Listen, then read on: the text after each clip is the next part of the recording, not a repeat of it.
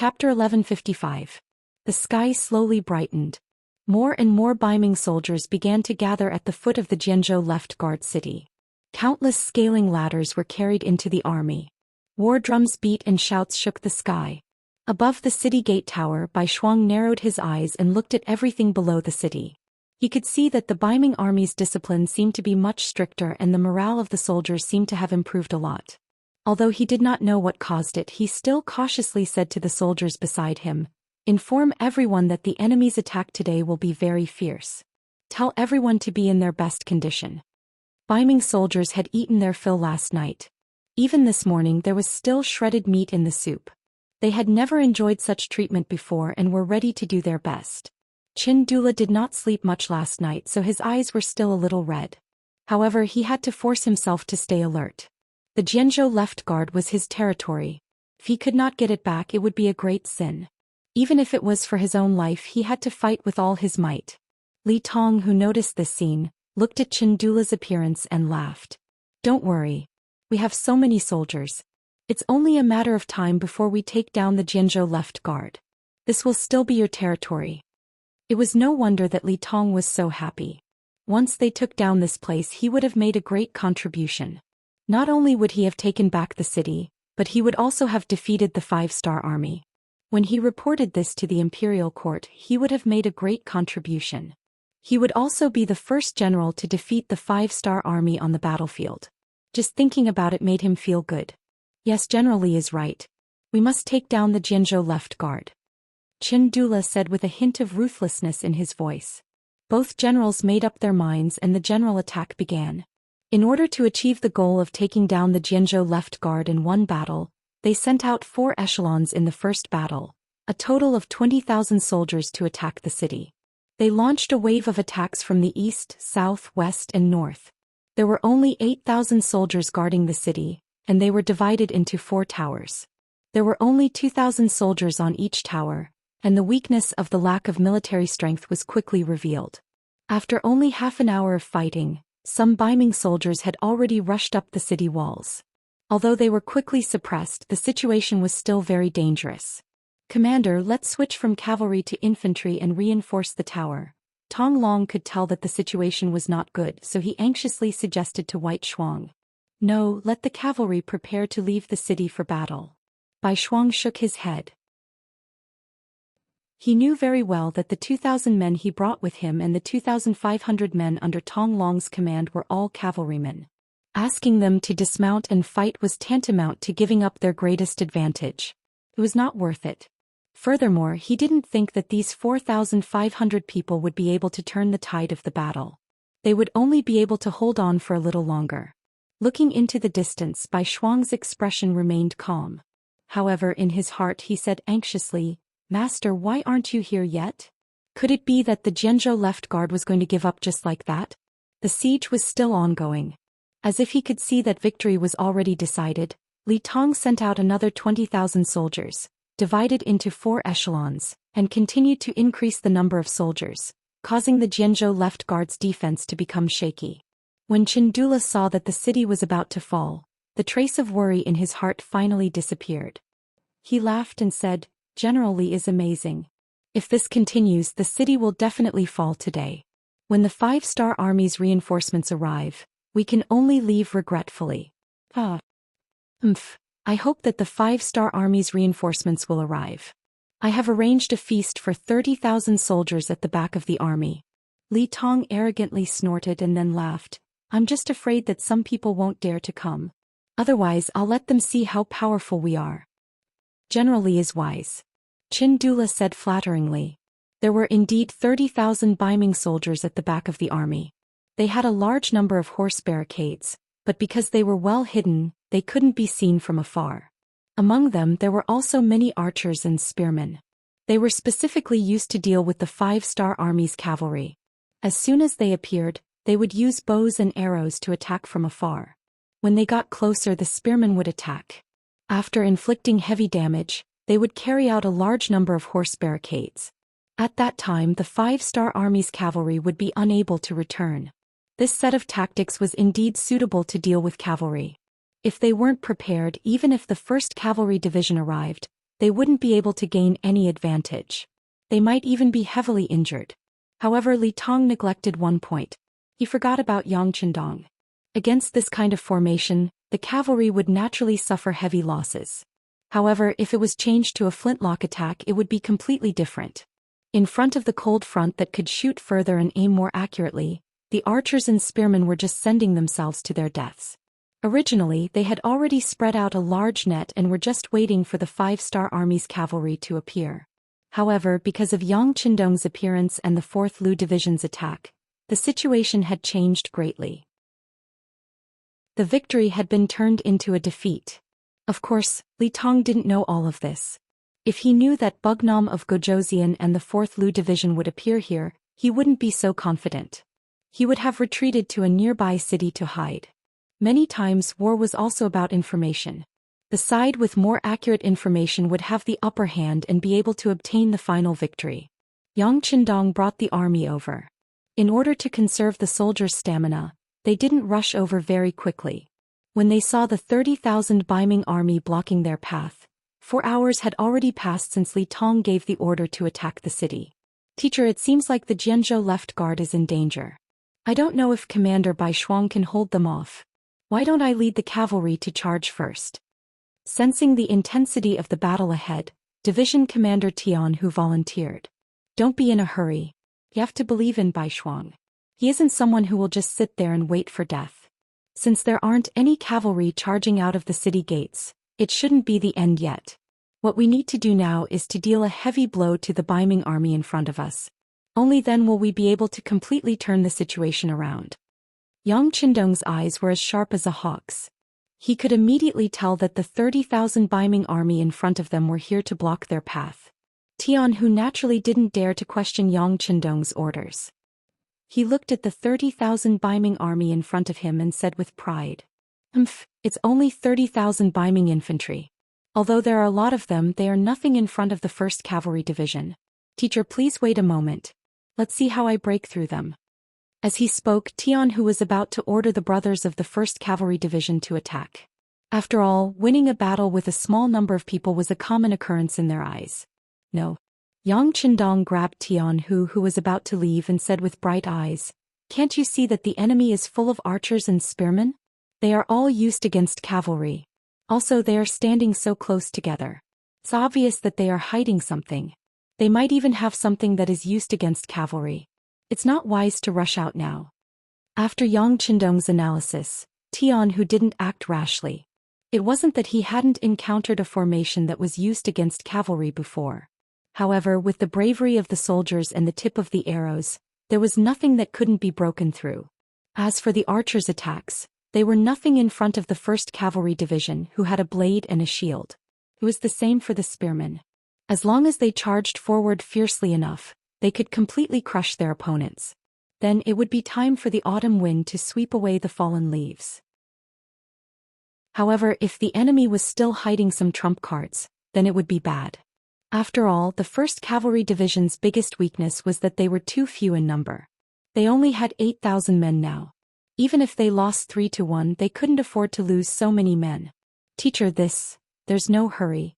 Let the 4th Master Lu take action. They have been holding back for a long time.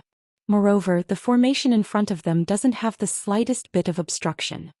Yang Qindong saw Tian Hu's hesitation and chuckled. Then he turned to the 4th Master Lu's Ling Daqiang and said, "Master Ling, is there any problem with leaving the first battle to you?"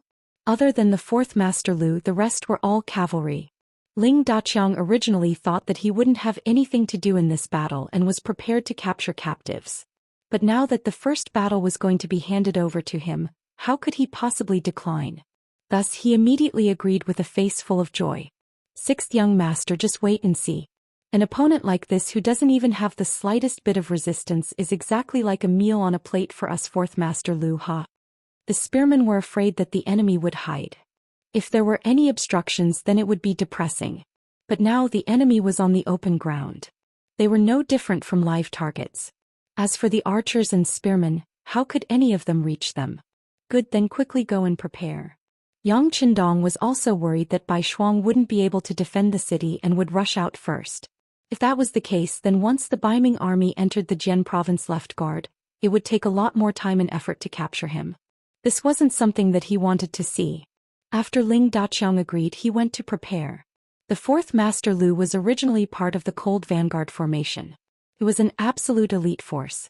After the order was given, the 4 regiments under it spread out and began to charge towards the 30,000 Baiming army blocking the way. The 30,000 Baiming army was currently gathered together out of boredom. The mission that Li Tong gave them was to stop any cavalry from the 5-star army that wanted to reinforce the Jian province left guard. However, seeing that their attacks were getting fiercer and fiercer, and that the city was about to be taken, there was still no sign of any reinforcements. Many of them began to slack off, thinking that no more enemies would appear. Chapter 1156. When the 4th Lu Division suddenly appeared in the distance and turned from a small black dot to a large black dot, it also attracted the attention of the soldiers. Some of the Kiliarchs and Centurions also shouted loudly, ordering their soldiers to prepare for battle. That's not right, they aren't cavalry? Some of the sharp-eyed soldiers saw that the enemy wasn't cavalry as General Li Tong expected. That's right, they aren't cavalry. What's going on? As the distance between the two sides decreased, more and more soldiers voiced out their doubts. Who cares what kind of soldiers they are? If cavalry can't charge over, infantry won't be able to either. Everyone prepare yourselves. Especially the archers, wait for orders to fire. Although the Baiming general in charge of leading the troops was also curious, he still pretended to be calm due to his duty. As he gave his orders, he also arranged for a soldier to report everything that happened to General Li Tong. In order to reach the goal of quickly engaging the enemy, the soldiers of the 4th Lu Division rode their bicycles and rushed to the battlefield. Only when the distance between the two sides was 3 li did they stop their bicycles and change to running. Then they rushed towards the Baiming army. They're here. They're so fast. Everyone prepare for battle. Seeing the speed of the army, the Baiming general in charge of leading the troops had a trace of panic in his eyes. Especially the mounts of the 5-star army. They were something he had never seen or heard of before. People often feared things they didn't know, and this Baiming general was one such person. Among the 30,000 soldiers, 10,000 of them were Baiming archers. They had already received orders to draw their bows and reload them. Once the enemy got close, they would release their arrows and heavily injure the enemy. 1,000 meters, 800 meters, 600 meters, 400 meters, 300 meters. They stopped. The northern Ming soldier who was in charge of observing the distance between the two sides cried out in alarm. He couldn't understand why they suddenly stopped charging. Just as he cried out in alarm, the commander of the 4th Army Division, Ling Daqiang, also gave the order to start shooting. More than 8,095 style guns, which far surpassed that era, spewed out tongues of flame at the same time. One could imagine how magnificent this scene was. With no one able to attack them, the 4th Division was like an aircraft carrier on land, constantly firing bullets as they slowly moved forward. As they continued to advance, one by one, the Baiming soldiers were hit by bullets and fell to the ground. They were like wheat being harvested, unable to struggle at all. This scene caused the 10,000 northern Ming archers to be dumbfounded. Seeing their comrades fall to the ground one after another, and the arrows they shot were simply not enough to cover the distance. In other words, at this moment, they could only passively take a beating without the slightest ability to retaliate. The originally high morale of the soldiers quickly plummeted. No one knew who was the first to be afraid as he threw down the bow in his hand and turned to flee. This action caused even more archers to abandon their bows and flee.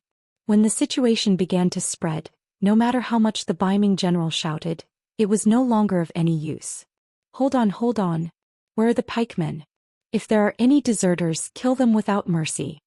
Seeing that the battle formation was about to be destroyed, and it was caused by deserters, the Baiming general's face burned with anger. After the pikemen received the order, although they were unwilling and did not want to attack their comrades, they could not disobey a military order. They had no choice but to stab forward with the pikes in their hands. In just a few flashes of pikes, more than 1,000 Baiming army archers fell, and they finally managed to stop their retreat. Where are the sharpshooters? Do you see that Baiming general on the horse? Shoot him down. Ling Daqiang was naturally overjoyed when he saw that the enemy's formation was in chaos after a wave of attacks. However, seeing that the situation was about to be stabilized, how could he be willing to give up? He scanned the surroundings with his binoculars and locked onto the Baiming general. There was no lack of sharpshooters in the cold vanguard army. They usually had good eyesight and were fed countless bullets. At this moment, when they heard their division commander's order, several sharpshooters searched for the Baiming general on the horse. Soon after, they locked onto him and the sound of gunfire rang out. Bullets whizzed out of the barrels and hit the Baiming general's body.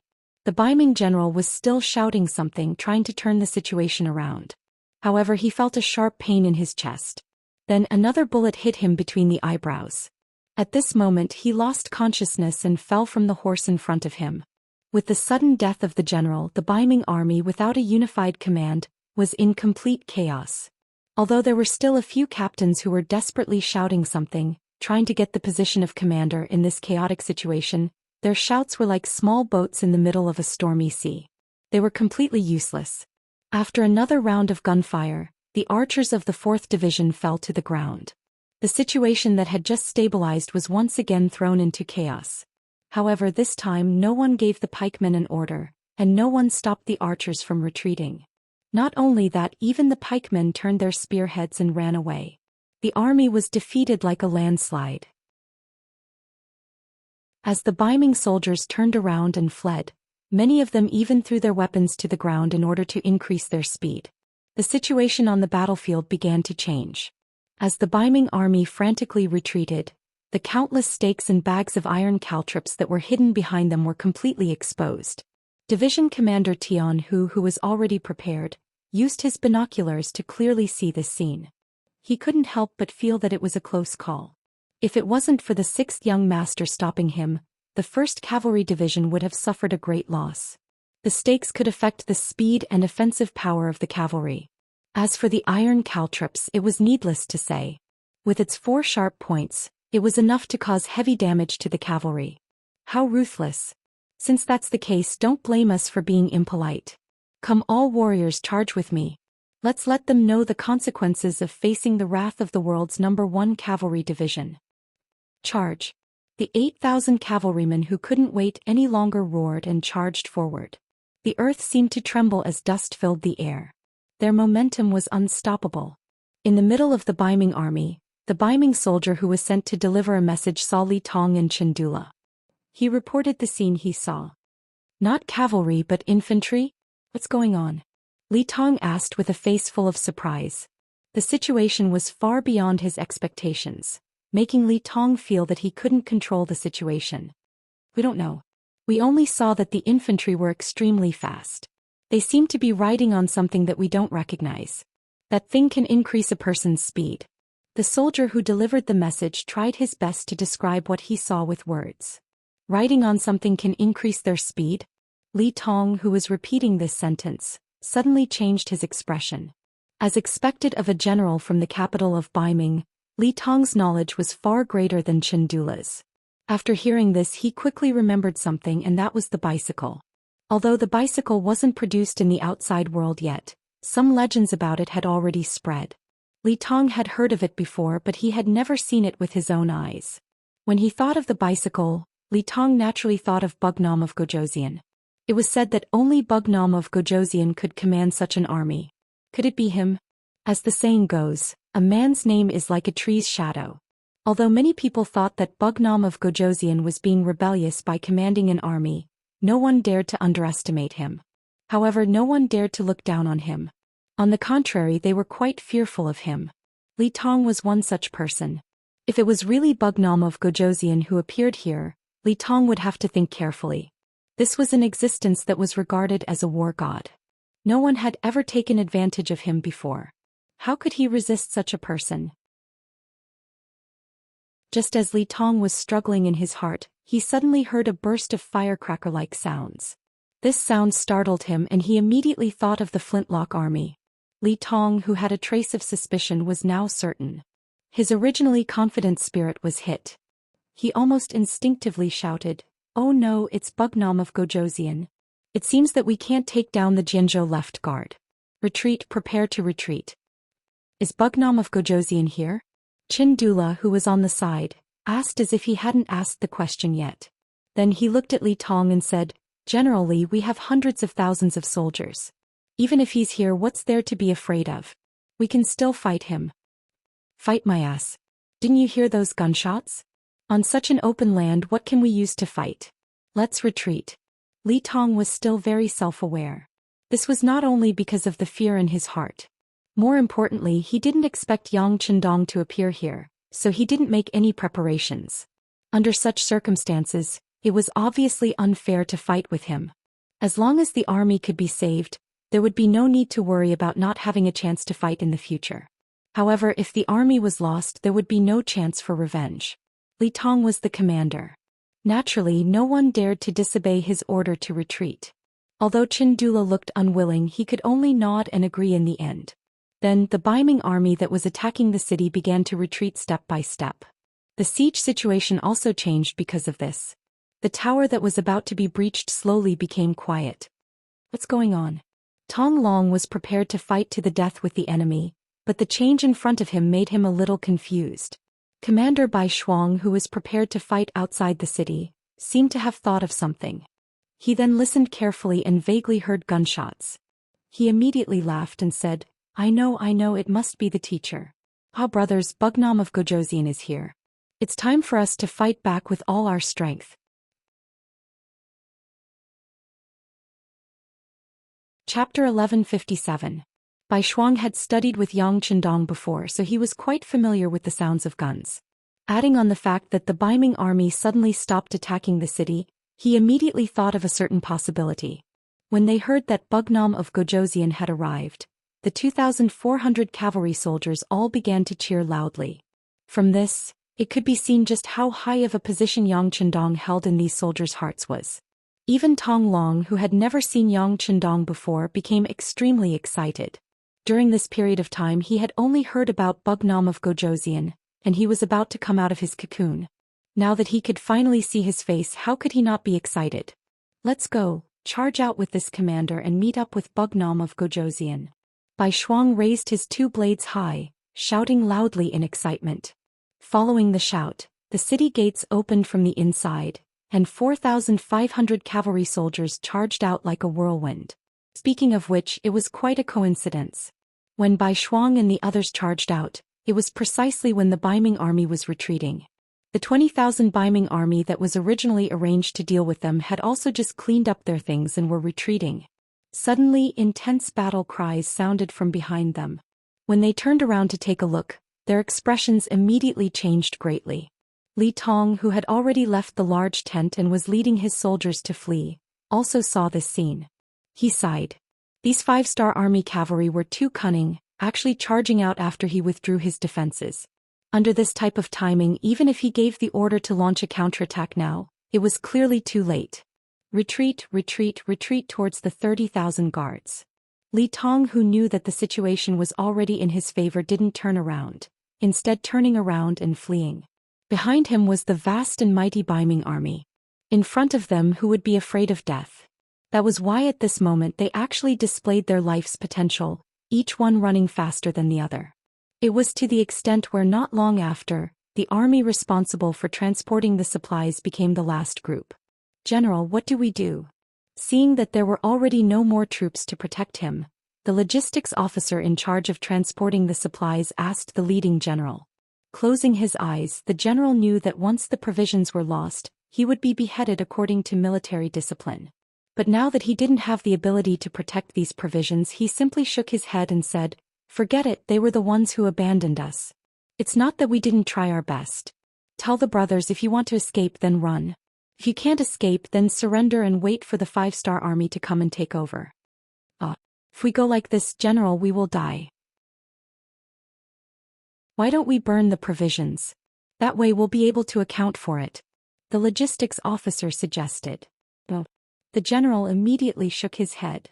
"If we really do that, we will definitely anger the 5-star army. At that time we won't even have a chance to live.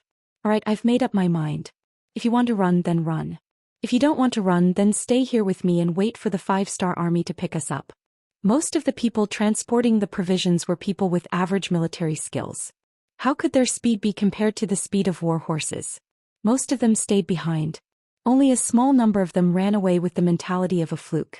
After a stick of incense's time, Commander Bai Shuang brought the cavalry over. Along the way, who knew how many of the Baiming army were killed and how many were captured? When he arrived in front of the transport team and saw that this team of thousands of people was actually waiting for him, he was very curious and came over on his horse. Surrendered General Zhou Xian greets the general. A general wearing a Kiliarka's armor half knelt in front of Bai Shuang. General Zhou, why didn't you all escape? At the very least you can burn the provisions. That way, even if you escape you can account for it to your superiors, right?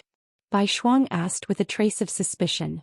The situation was so abnormal that he had to be careful in case the other party was pretending to surrender. We can't burn them. Zhao Xing shook his head and said, with these provisions, countless people can eat and many people can survive. If we burn them, then the only ones who will suffer will be the soldiers and civilians who have no food to eat. Zhao Xing can't do something that would incur the wrath of the heavens and people just to avoid a punishment. Who would have thought that a mere chiliarch in charge of escorting grain would have such knowledge? This was beyond White Shuang's expectations.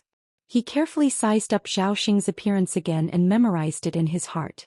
Then he took out a token from his bosom and said, "This is my position token.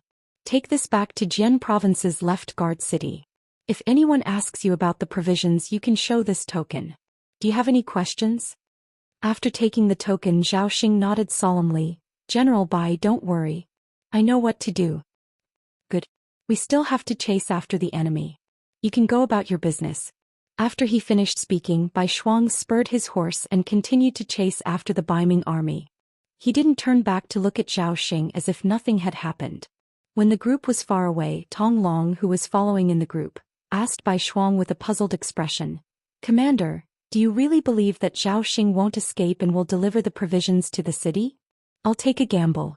Also, teacher is here. This area will belong to the 5-star army. He won't be able to escape even if he wants to." Bai Shuang chuckled and continued to spur his horse forward. He did have the intention to test Zhao Xing. If this person really delivered the provisions to Jian Province's left guard city, then he would report this matter to Yang Chendong. This person might be a talent. On the other hand, if this person escaped, then he would also report this matter to Yang Chendong. Anyone who dared to deceive the 5-star army should be prepared for revenge. This was just a small interlude. It wouldn't affect the overall situation. Bai Shuang led thousands of cavalry and chased after them. Although they didn't catch up with Li Tong and Chendula, they still caught up with many of the Baiming army that had fallen behind. In the end, they brought back 5,000 captives. In this battle, the Baiming army retreated without a fight. They lost a total of 40,000 men. 7,000 of them died in battle. The rest were all captives. When Bai Shuang brought the 5,000 captives back to the Jian Province's left guard city, Yang Chendong had already entered the city and was listening to reports from all sides. When Bai Shuang and Tong Long appeared in the main hall of the residence, Yang Chendong's loud laughter rang out. "Bai Shuang, it has been hard on you this time.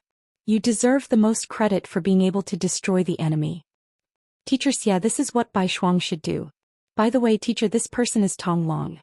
He made a great contribution by defeating the Jian Province's left guard city without shedding a drop of blood."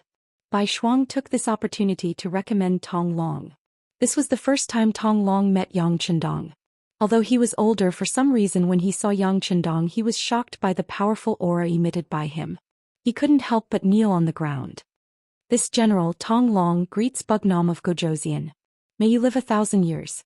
"Ah, there's no need for that. We can talk casually." Yang Chendong chuckled. Then he sized up Tong Long. He found that this person was not only handsome but also extraordinary. He was very happy. After considering that the other party had made a great contribution, he said, "Tong Long, this king wants to establish a reinforced cavalry regiment of Liaodong. How about you be the first commander? By the way, this is a cavalry unit of 5,000 people. Do you have the confidence to lead them well?" Tong Long had just been promoted to battalion commander. It was only because of the war situation that he was able to lead 2,500 men. Once the situation returned to normal, he could only lead 400 men. Now that the number had suddenly increased by more than 10 times, how could he not be excited and grateful? "What are you waiting for? Quickly thank Bugnam of Gojozian." Seeing that Tong Long was a little dumbfounded, Bai Shuang immediately reminded him. Oh, this subordinate thanks Bugnam of Gojosian for promoting me. I will definitely be a good commander and create a strong army. I will not disappoint Bugnam of Gojosian. Ah, good. Yang Qindong nodded in satisfaction. Baiming has the Liaodong Iron Cavalry. My 5-star army also has a Liaodong Cavalry regiment. When the time comes, we will see who is more powerful. Right now, this unit is still lacking some core strength. Do you have any talents that you can recommend? Yang Qindong asked with a smile. A cavalry unit of 5,000 people was only a regiment. It could be seen how much importance Yang Qindong placed on this unit. If this kind of unit was only given to Tong Long, no one would be at ease. The others had to be personally appointed by Yang Qindong in order to ensure the loyalty of the unit. Everyone was clear about this point. Immediately, everyone suggested some candidates. Soon there were suitable candidates for the 12 battalion commanders of the Liaodong Iron Cavalry Regiment. Next was the vice commander. Regarding this problem, no one had any good opinions. First, we have to look at the responsibilities of the vice commander. According to the rules of the 5-star army, the vice commander was to assist the commander in managing the entire unit. Only when the commander was not around would the vice commander have the right to make decisions. Normally, the vice commander would be in charge of logistics. Only with good service would the unit be able to win more battles. Considering that the Liaodong Cavalry Regiment was a reinforced unit, there would be many difficult missions in the future. This vice commander would not only be able to manage logistics, it would be best if he could also fight well. This kind of talent was naturally hard to find. Everyone looked at each other and couldn't find a suitable candidate. Although there were vice commanders in each division, no one wanted to recommend their vice commander. After all, it wasn't a promotion, it was just a transfer. Looking at the current Liaodong Iron Cavalry Regiment, it was likely that the vice commander wouldn't even be considered a transfer. No one had a good candidate. Yang Qindong asked with a calm expression, "What? Is no one willing to give up?" This. Seeing that Yang Qindong seemed to be a little unhappy, everyone was a little anxious at the moment. They were wondering if they should recommend someone from their own army's deputy commander. But before they could say anything, Commander Bai Shuang suddenly thought of someone and said, "Teacher, I have a suitable candidate. It's just that I don't know much about him. Why do I need teacher to look at him?"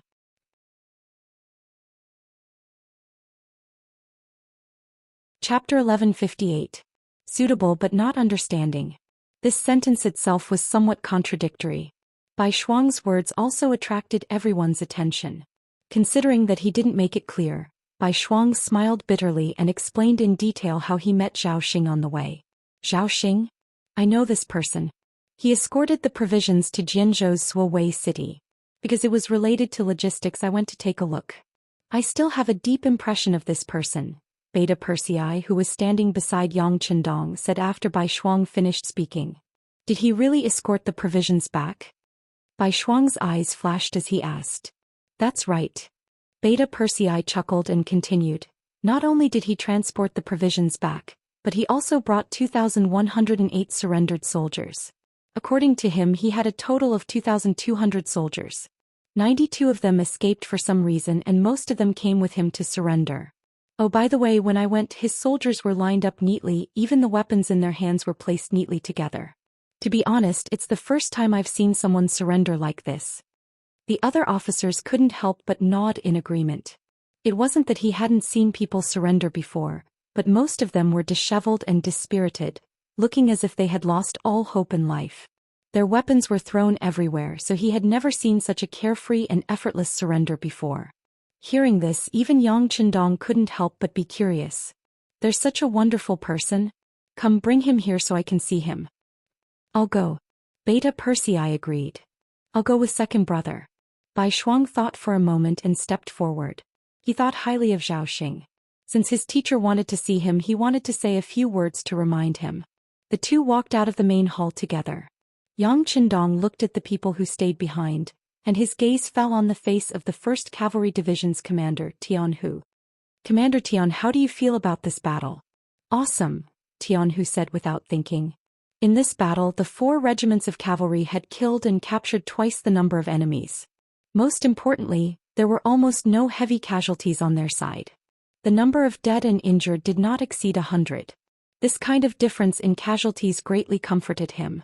However, he immediately recalled that they had almost been ambushed. Thinking about how the dozen or so cavalry scouts had been surrounded by the 4th Division and the Black Knights, and how not a single one had managed to escape, his old face turned red again. Tian Hu's face suddenly turned red, which made Yang Qindong swallow back the words he wanted to say. Sometimes it was okay to give a little pressure, but if the pressure was too much, it was very likely that it would be unable to bear the burden and eventually collapse. The 1st Cavalry Division was his weapon. Naturally, he didn't want anything to happen to it. This time, Yang Qindong called out Tian Hu's name not to remind him of anything, but to consider the current situation. He wanted to expand the size of the 1st Cavalry Division. On the grasslands, there was a very powerful Baiming army called the Liaodong Cavalry. It was said that their strength was extraordinary and they had a large number of people. They had already expanded from 50,000 to 70,000. Faced with the cavalry elites who came and went like the wind, firearms could only be used to defend but not to attack. Yang Qindong set his sights on the 1st Cavalry Division. Cavalry against cavalry, speed against speed. Even if they couldn't win, they could at least suppress the threat they brought to him. Looking at the 1st Cavalry Division, they indeed had the qualifications and strength to fight against any opponent. The only thing they lacked was the number of soldiers, only 10,000. Against an enemy 7 times their number, even if they were powerful, they wouldn't be able to gain any advantage. Therefore, expanding the number of soldiers of the 1st Cavalry Division became an inevitable matter. Originally, Yang Qindong wanted to expand the division into an army. However, considering that there was no suitable source of soldiers, it was very likely that this would reduce their combat strength. Therefore, he thought about expanding the division on a small scale first. For example, each regiment would be expanded from 2,000 to 4,000 people. This way, it wouldn't reduce their combat strength too much, and it would also increase the number of people, which would be more useful at critical times. With this thought in mind, Yang Qindong looked at Tian Hu and took the initiative to suggest, "Commander Tian, if you were to choose these captives first, do you have the confidence to double the current number of soldiers without affecting your own combat strength?" Tian Hu was already prepared to be reprimanded by Yang Qindong. After all, he was careless in the first place. He only arranged for sentries to scout the cavalry and didn't arrange for hidden sentries. Fortunately, it was Yang Qindong who came to test him this time. If it was really the enemy, the consequences would be unimaginable. If he made a mistake, he would be punished with a plank. Tian Hu didn't become arrogant because of his military exploits. He didn't expect that Yang Qindong didn't want to talk about this. Instead, he wanted to expand the division. Tian Hu's eyes immediately lit up. As the opponents became stronger and stronger, especially powerful forces like Baiming, which could easily take out millions of soldiers, he felt that the lack of military strength had become the biggest obstacle restricting his performance. He wanted to raise this request to Yang Qindong not too long ago. However, considering that the 1st Cavalry Division's equipment was excellent and the intensity of their training was high, once they expanded, he was afraid that he would have to pay a large sum of money every month. Over the years, he had accumulated a lot of money. This was a matter of great importance. Tian Hu suppressed his thoughts and didn't mention it. He didn't expect that Yang Qindong would take the initiative to mention it. How could he miss such an opportunity? He immediately stepped out of the formation and said, "Teacher, this student has already thought about this problem. As long as we carefully select and cooperate with the new veterans, our combat strength shouldn't decrease. In fact, it can definitely be improved. After all, with more soldiers, their momentum would be stronger. The deterrence and attack power to the enemy would also be greater. Well, since you're so confident, then it's settled. At the very least, how many people should we expand? It would be best if we could double the current strength. Of course, if we really don't have that many suitable soldiers, we can't force it. This time, what we want is a strong army, not quantity. As for how much money you need, you can tell Beta Persei later and ask him to give it to you." Yang Qindong wanted Tian Hu to say this. If the executor was so confident, what else did he have to worry about? This time, he decided to increase the strength of the 1st Cavalry Division because he was very satisfied with the other party's performance. His actions of probing further confirmed his thoughts. Such an army should be larger in number so that they could better display their strength. As for the problem of money, it really wasn't too big of a problem. Not to mention anything else, the gold and silver mines discovered in the Japanese Empire were enough to solve the current financial pressure on Xianxia. Not to mention many of the powers in Southeast Asia were now under the Yang faction, allowing them to sell more of their products. There were also many non-core items that were directly exported to other continents through the sea, bringing in countless silver taels. Whether it was an army, a force, or a country, nothing could be done without money.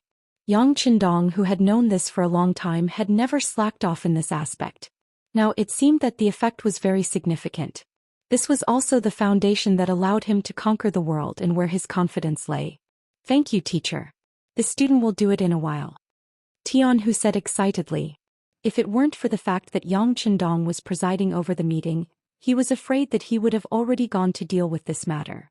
As he spoke, the sound of footsteps came from outside the hall. Beta Persei Bai Shuang and Zhou Xian walked into the hall. Then the two in front saluted and stood at attention. Only Zhou Xian knelt on the ground and shouted, "Long live Yang Qindong. You may rise." Yang Qindong looked at Zhou Xian, who was now 7 feet tall, and said indifferently, "Thank you, Bugnam of Gojoseon." Zhou Xian said as he stood up and slowly raised his head. Yang Qindong's appearance reflected in his eyes. "I've heard about your matter. Since you're willing to submit to the 5-star army, this king naturally welcomes you. The provisions were escorted by you, but how do you want to deal with them?" Zhou Xian spoke slowly as if he was asking for advice, but also as if he was testing him. "Me?" Zhou Xian stretched out his right index finger and pointed at himself, then asked carefully, "I'm just a surrendered general. How can I have the right to discuss such matters?" "Hey, just say it." Bai Shuang could tell that the teacher was testing the waters, so she reminded him softly from the side. Zhou Xian had a good impression of Bai Shuang. Just like on the way here, this person had reminded him a lot. For example, he shouldn't be too afraid when he saw Bugnam of Gojoseon. On the contrary, if there was a chance, he should express his thoughts. Only by leaving a deep impression would he be put in an important position. Now that Bai Shuang had reminded him, Zhou Xian decided to voice his thoughts. He opened his mouth and said, "Bugnam of Gojoseon has given this surrendered general a chance. Then this surrendered general will explain it to you." These provisions were snatched by Qin Dula through the second round of rations. In the process, he even accidentally killed some people, causing the surrounding people to complain. "If it's possible, can you give some of these provisions to the people? To be honest, their lives are too hard. This is a bitter cold land and the winter is very long. As a result, the crops grow very slowly. In order to get these provisions, they have to pay a lot more than others." Zhou Xian explained some of the things he knew in great detail. He was originally a child of the Baiming army. From the moment he was born, his fate could not be changed. However, he was not a person who accepted his fate. Instead, after knowing that everything was irreversible, he actively faced it. He had practiced martial arts since he was young, regardless of whether it was summer or winter. When he had time, he would go to the nearby private schools to listen to the teachers' lectures.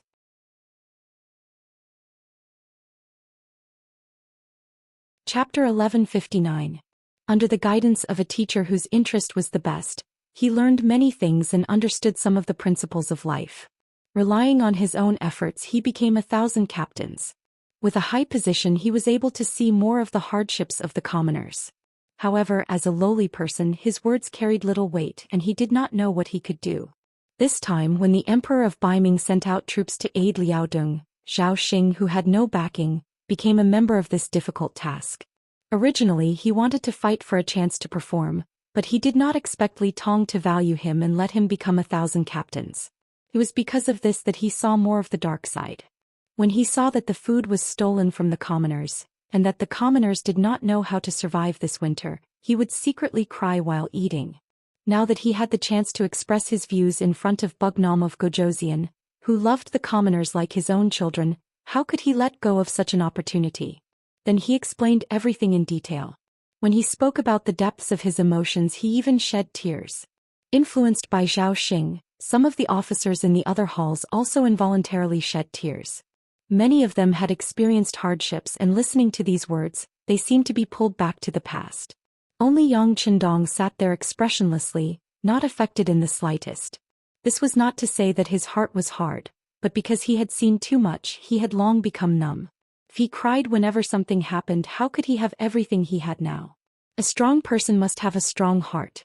Rather than crying whenever something happened, it was better to think of a way to change everything. This was what a leader should do.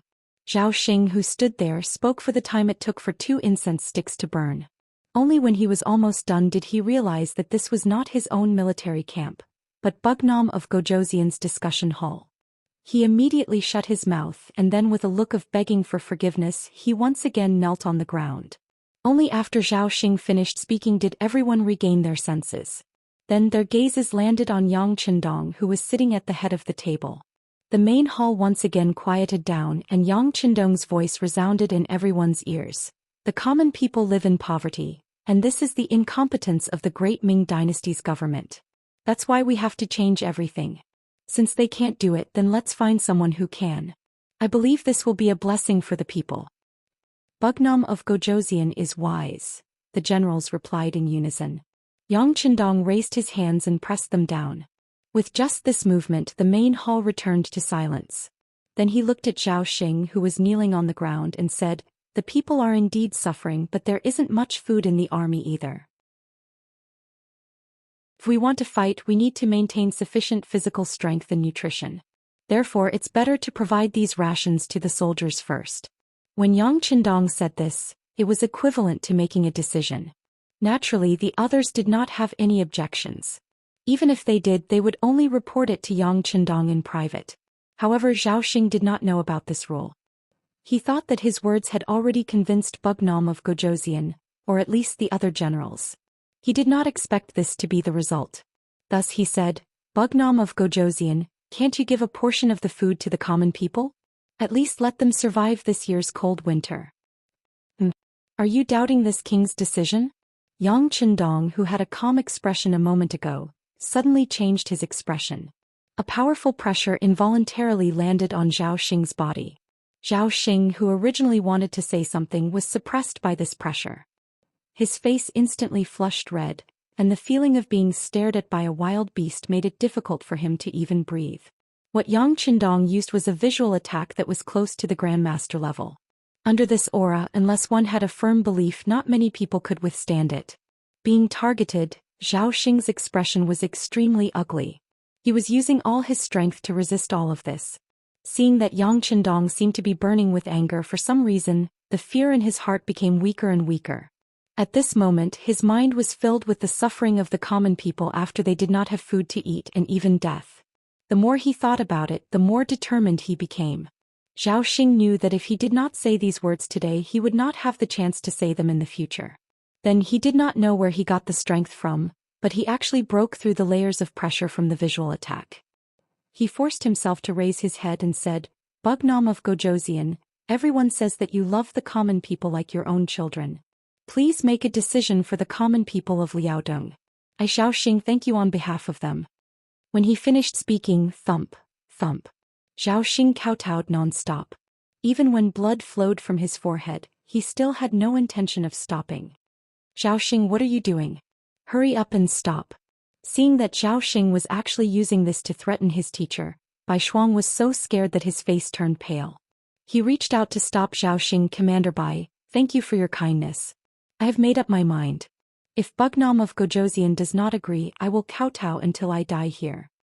Zhou Xian's eyes were filled with determination. He had worked hard since he was young, but other than the title of Qianhu, it could be said that he had achieved nothing. Now that he had become a surrendered general, he was afraid that he would lose the title of Qianhu in the future. If that was the case, what was the meaning of life? He might as well take advantage of this opportunity to stand up for the common people. Even if he died, it could be considered as having been born into this world.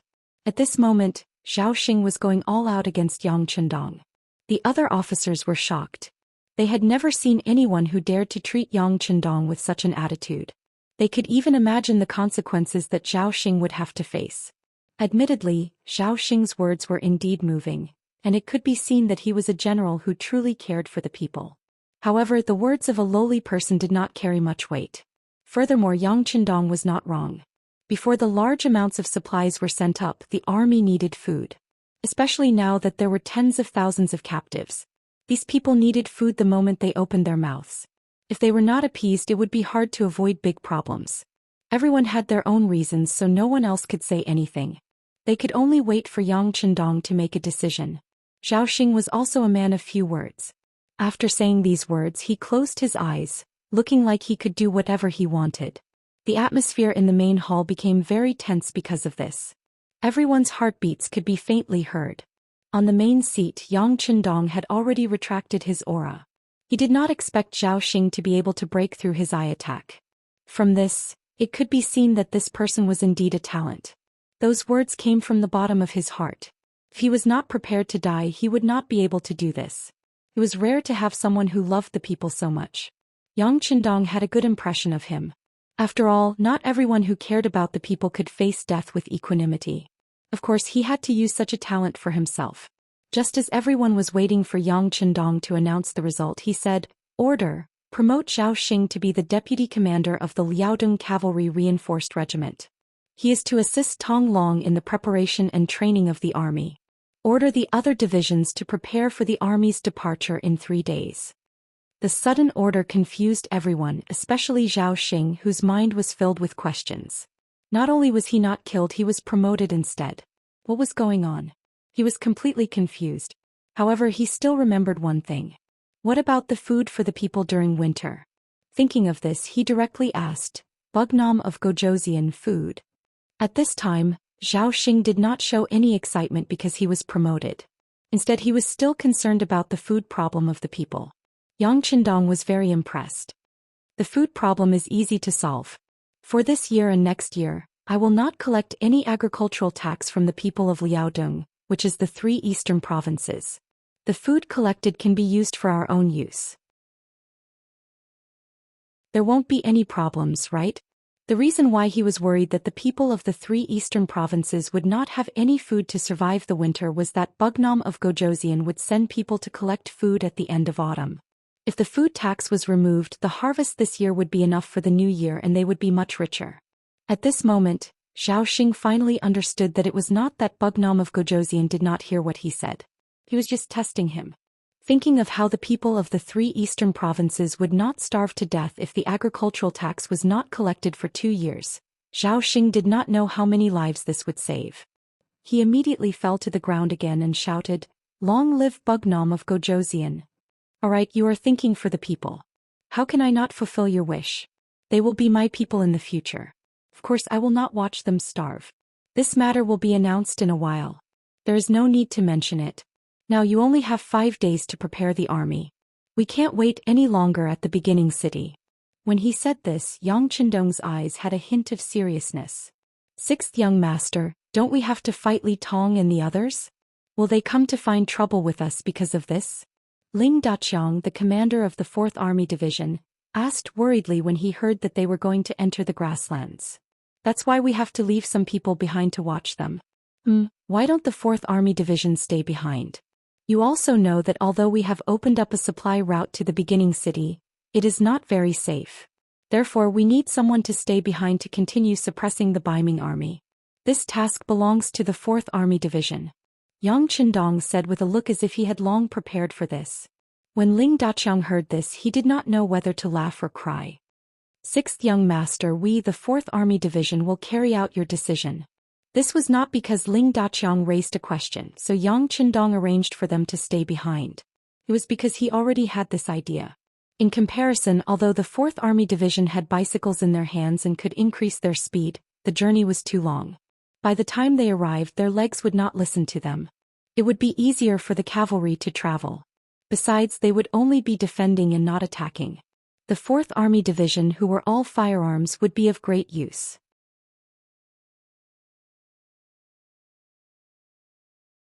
Chapter 1160. Of course, Yang Chendong wouldn't just leave the 4th Division behind. What if the Baiming army went around them? Therefore, he also left behind the new army that was rushing towards the Zhenzhou left guard. That was more than 20,000 cavalry. If they stayed behind to cooperate with the 4th Division, they would be able to ensure the safety of the 3 eastern provinces. As for the next step, they would need to wait for the army from the Japanese Empire and the 7th Army there to arrive in the 3 eastern provinces. Only then would they be able to hand over the defense and head to the grasslands. Leaving behind the 4th Division and the new army, Yang Qindong would bring the 1st Cavalry Division and the Liaodong Cavalry Strengthening Regiment to support the first city. Although there weren't many troops, they were all cavalry. They were elite enough to guarantee that they could reach the grasslands in the shortest time possible. Considering the urgency of time, they only had 5 days to prepare. After 5 days, the new army would arrive at the Jianzhou left guard. That was also the time when Yang Qindong would leave with his troops. Overall, it was still quite tense. Fortunately, he could train as he hurried along, saving some time. After the order was given, the various divisions started to get busy, especially the 1st Cavalry Division and the newly established Liaodong Cavalry Strengthening Regiment that needed to be doubled. There was a lot of work to be done to expand and build one. Fortunately, with the help of the 4th Division and the Black Cavalry, although time was tight, it wasn't impossible. The biggest advantage of the 5-star army was that they didn't have to worry about food and weapons. In other words, once the new army was organized, they could immediately start training. This was something that other armies couldn't compare to. At the same time as the expansion of the army, the news that Bugnam of Gojosian had ordered the 3 eastern provinces to be exempted from agricultural taxes was also announced to the world. After the news spread out, the people of Liaodong rushed to spread the news and were overjoyed. Although the 3 eastern provinces were bitter and cold, they had a large territory, especially the black soil that was given to them by the heavens. It was quite fertile. Although they only had 1 season a year, the yield was not low. Moreover, because of the quality of the soil, the crops they planted were very plump. If it wasn't for the fact that they had to feed the hundreds of thousands of Liaodong army, the standard of living here would be quite good. At least there wouldn't be any cases of people freezing to death. Since the establishment of the Great Ming Dynasty, Liaodong, which was the early Nuogon Dusi region, was not very important, which was why the people here had always been poor. Now that Yang Qindong had suddenly changed their lives, the people of Bugnam of Gojosian, Liaodong region, Liaodong's reputation. After the good policy was sent to Lu Ji, the governor of the 3 eastern provinces in Taran City, he and General Yi Ligong discussed and immediately launched a conscription. They preached to the people that if they wanted to ensure the existence of a good policy, they had to ensure the existence of Bugnam of Gojosian's regime. This required everyone to contribute to protect him. With good publicity and the fact that Lu Ji still had a lot of money and food left behind by Yang Qindong, the expansion plan of the 3 eastern provinces was quickly implemented. When the source of soldiers was no longer a problem, General Yi Ligong also improved the quality of the soldiers. The 3 eastern provinces were now thriving. With money came soldiers. It didn't take long for Yi Ligong to take over the defense of the 4th Division and the new army. These 2 armies were also able to withdraw. On the morning of the 2nd day after the change of defense, these 2 armies escorted the food and went straight to the direction of the first city. 30,000 guards. It was just a small town where Qianhu was located. It could be described as a small town. At this moment, it was already overcrowded and very noisy. Li Tong's army had been defeated and had come here. Along with him were 140,000 defeated soldiers. Originally, he was prepared to go with Qin Dula to the Jian Province Guard or the Shenyang Central Guard.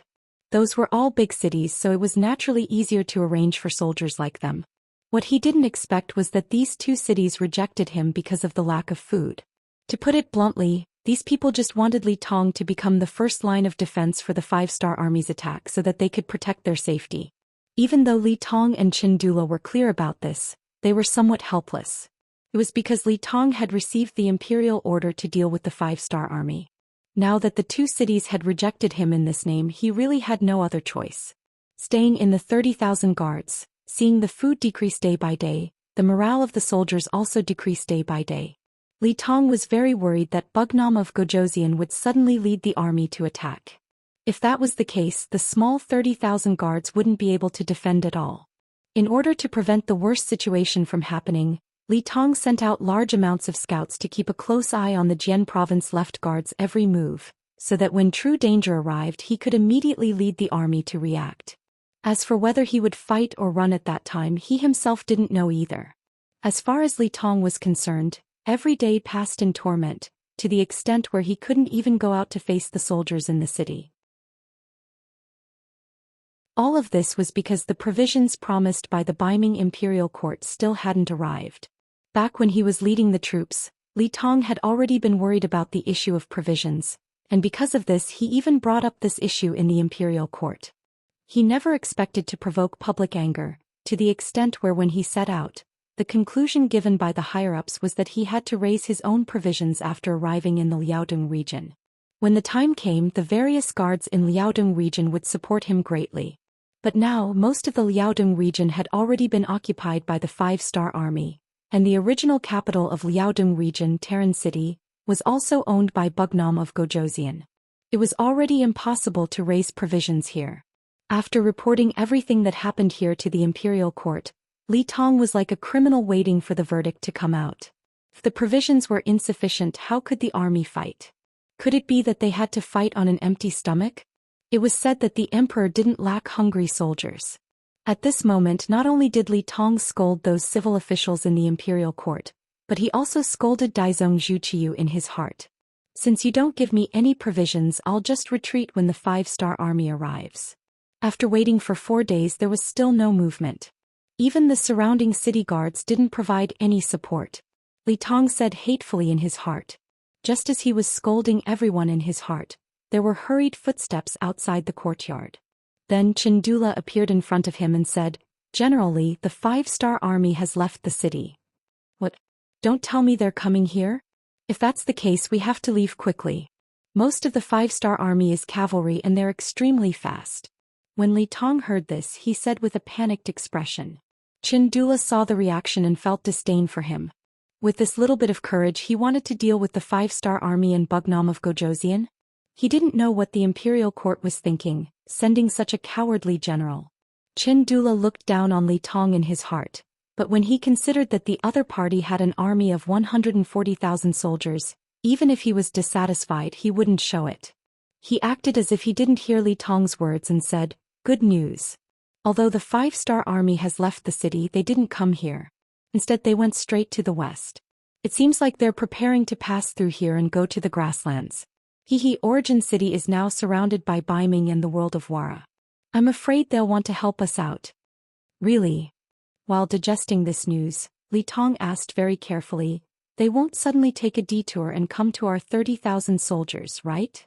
"No, they won't. Even if it's true, I've already arranged for hundreds of scouts to keep an eye on them. If there's a change in the situation, we'll immediately receive the news." Chindula shook his head. "Good, that's good. We'll be safe now that the main force of the 5-star army has left," Li Tong said with a sigh of relief. Seeing that Li Tong only had such a small thought, Chindula shook his head lightly. In his eyes, this wasn't a matter of whether he was safe or not, but an opportunity to take back everything. No matter what, he was still the commander of the Jian province left guard. Now that the city was gone, his position as commander existed in name only. If he wanted to seize power again, he had to take back the city. All of this could only be done by relying on Li Tong. "Generally, you see, the 5-star army has left. Even Bugnam of Gojosian has left with the troops. Should we also take action?" Chindula asked tentatively. "Take action? What action? Are we going to stop Bugnam of Gojosian from leaving? Don't joke around, we can't defeat them." Li Tong shook his head. He wasn't stupid enough to throw away his life. No, generally misunderstood. I'm saying that since Bugnam of Gojosian has left, the Jian province left guard must be defenseless. This is the best opportunity for us to take back the city.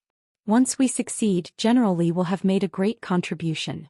If the emperor knows, he will also reward you." Chindula moved forward and instigated. "Reward?"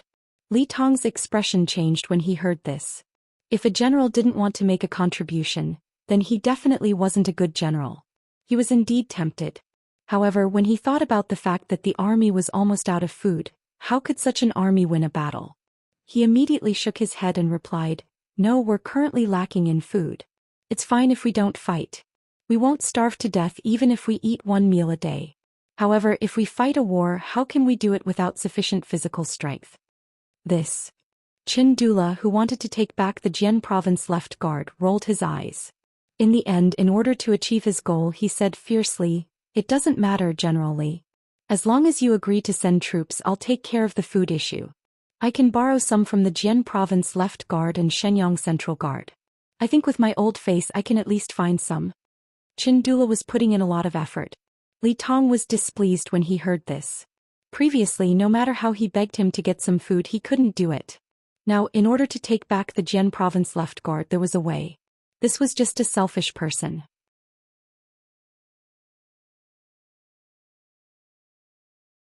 Chapter 1161. Li Tong wanted to say that food was not enough, but considering that he also needed to make a contribution, it was better not to fall out with Dula, so he nodded. Okay, as long as we have food we can send troops to the Jianzhou left guard. No matter what, we have to help General Qin take back the territory.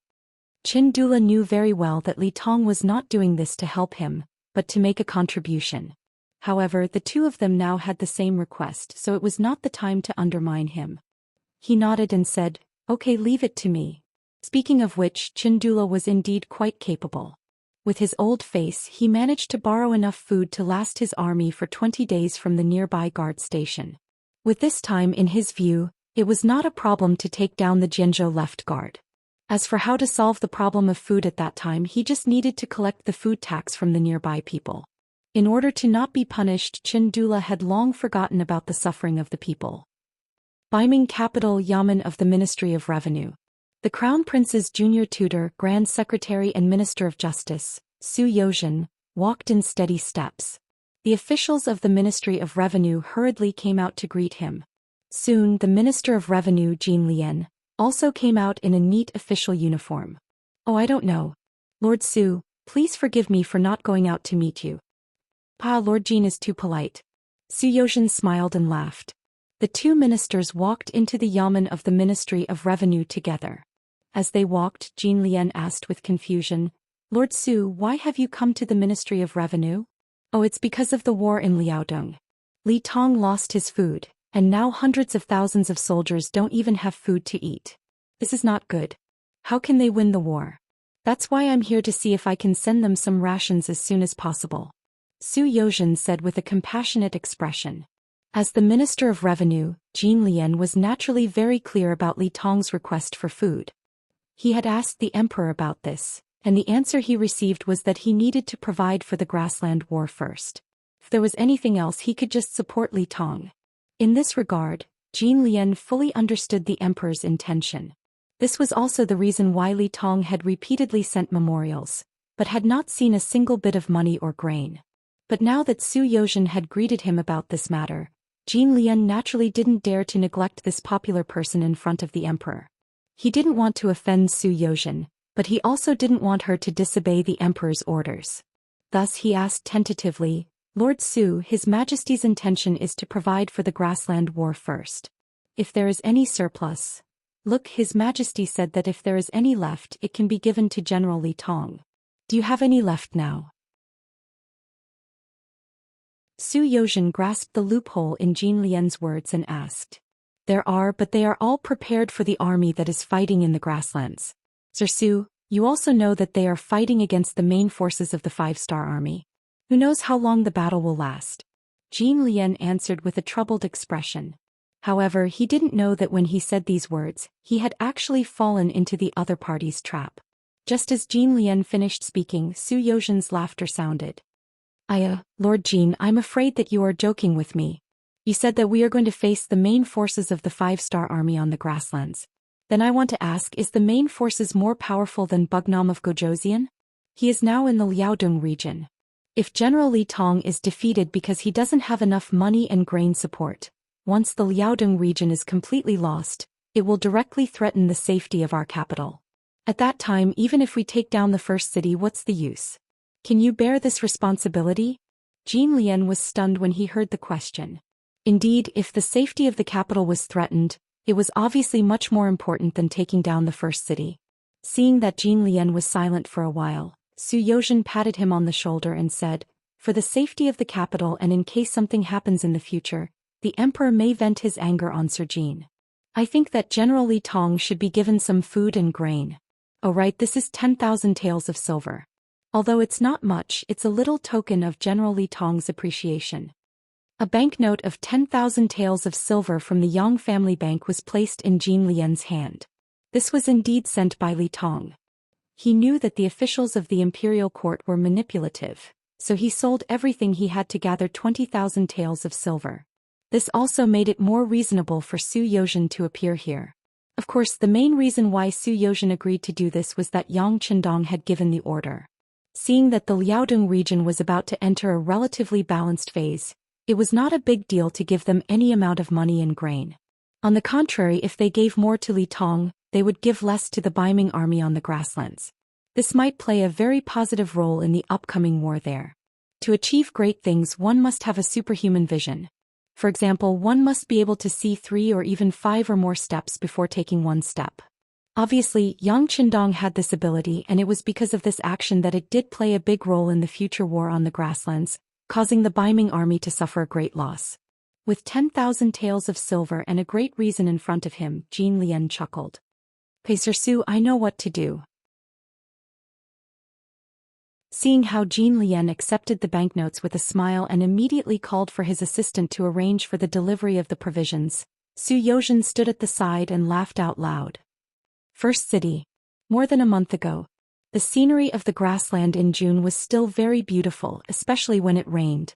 There were lush green water plants everywhere, and the green scene on the vast grassland made people feel relaxed and happy at a glance.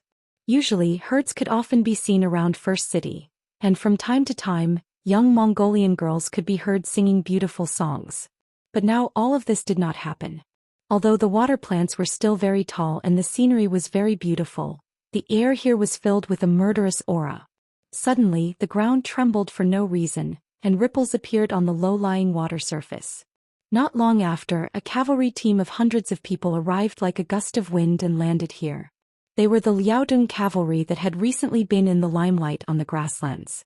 This place was only about 10 miles away from First City, and all of this had proved that the periphery of First City was no longer safe. Things like this didn't happen every once in a while. It had already happened 3 days ago. When these Liaodong cavalry first appeared here, they even fought with the new light cavalry regiment that was in charge of patrolling the periphery of First City. Just as the two sides started fighting, more and more Liaodong cavalry appeared in all directions. If it was not for the light cavalry regiment's quick reaction and their fast speed that allowed them to quickly leave the battlefield, no one would be able to escape. Even so, in that battle, nearly 100 light cavalry soldiers had lost their lives here forever. Since the establishment of the new army, they had rarely suffered such a big loss. Just when the Liaodong cavalry was ready to take revenge and began to dig a hole, unexpectedly, the new army did not make any movements, as if they were not the ones who suffered a loss. This also greatly boosted the morale of the Liaodong cavalry. They became more active, and the distance between them and First City was getting closer and closer. It was as if they were the number one in the world. In First City, the new army's military headquarters was holding a situation analysis meeting. All the leaders of the new army's departments were present, and they were in the midst of an intense discussion. "Commander, the Liaodong cavalry is really too much. Our scouts saw from the city tower that they came 3 miles below the city this morning. This is simply provoking us and showing off. We can't let them be." Lu Zhuo, the commander of the 1st Cavalry Division, said angrily. Lu Zhuo was considered a senior. It was difficult to find a few people who were older than him in the position of a division commander.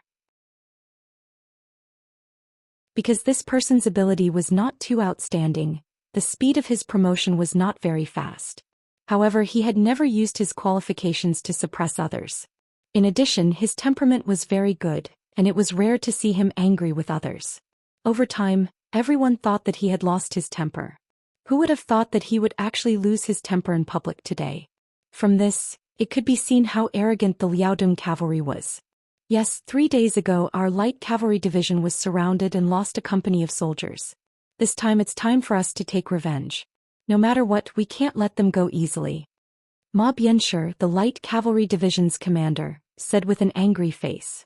The other people in the meeting did not say anything, but from the fact that no one objected, they should have the same idea. Tiger's Mane, who was sitting at the head of the table, saw everyone's reaction. He then glanced at Yang Si, who was listening beside him, and shook his head helplessly. As the commander of an army, Tiger's Mane was very good at controlling the situation. In the past, no matter whether it was a big or small matter, as long as he expressed his opinion and opened his mouth, no one would say anything against it. But this time it was obvious that everyone was angry. He was afraid that he could not rely on his personal authority to control the situation. You do it. Tiger's Mane did not want to use his power to suppress others. He looked at Xianxia, who was gloating, and said with a displeased voice, Okay, Tiger's Mane, don't be angry. I'll do it. Xianxia could see that Tiger's Mane was really unhappy, so he quickly begged for mercy. Then he coughed lightly to attract everyone's attention and said, Everyone, don't be anxious. If something happens, we can discuss and solve it together. The sky won't fall.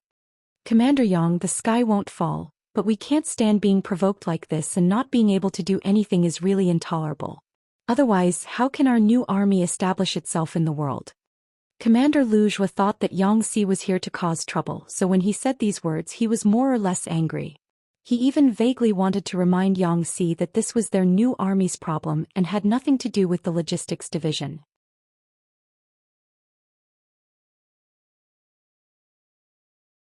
Chapter 1162. Tiger's Mane also understood the hidden meaning in these words. He immediately glared at Zhou and said, Division Commander Lu, what kind of bullshit are you spouting? Let me tell you, apologize to Division Commander Xianxia immediately. Otherwise, I'll dismiss you. This sudden outburst shocked Zhou. Given Tiger's Mane's usual power, Zhou also knew that his qualifications would not be taken seriously by others.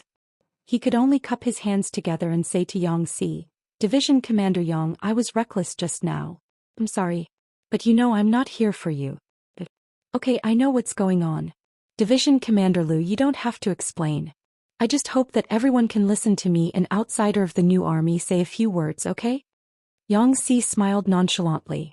He even intentionally pointed out the fact that he wasn't a member of the new army. Zhou immediately lowered his head with a red face. The others also didn't dare to say anything against it. Not to mention that the logistics division was not only an establishment of a division, but also in charge of all the food and money in the beginning city. Xianxia himself was a servant of Bugnam of Gojosian and was an extremely close existence. Look at what he called Tiger's Mane. That was a unique title, Tiger Head. Look at what he called Beta Persei, second brother. Who was Beta Persei? He was by Yang Qindong's side all year round. All the military and political affairs were first passed through his hands before they were sent to Bugnam of Gojosian.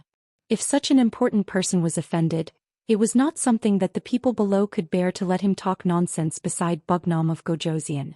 Considering the importance of Xianxia's identity, everyone had no choice but to calm down. When a pin drop could be heard in the conference room, Xianxia's voice also entered everyone's ears.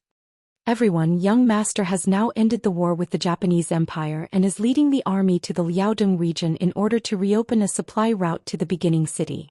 During this period, Baiming and Yeshen have joined forces to attack our beginning city first and completely remove the nail of our 5-star army in the grassland. To be honest, this is something that young master absolutely does not want to happen, and we absolutely will not allow it to happen.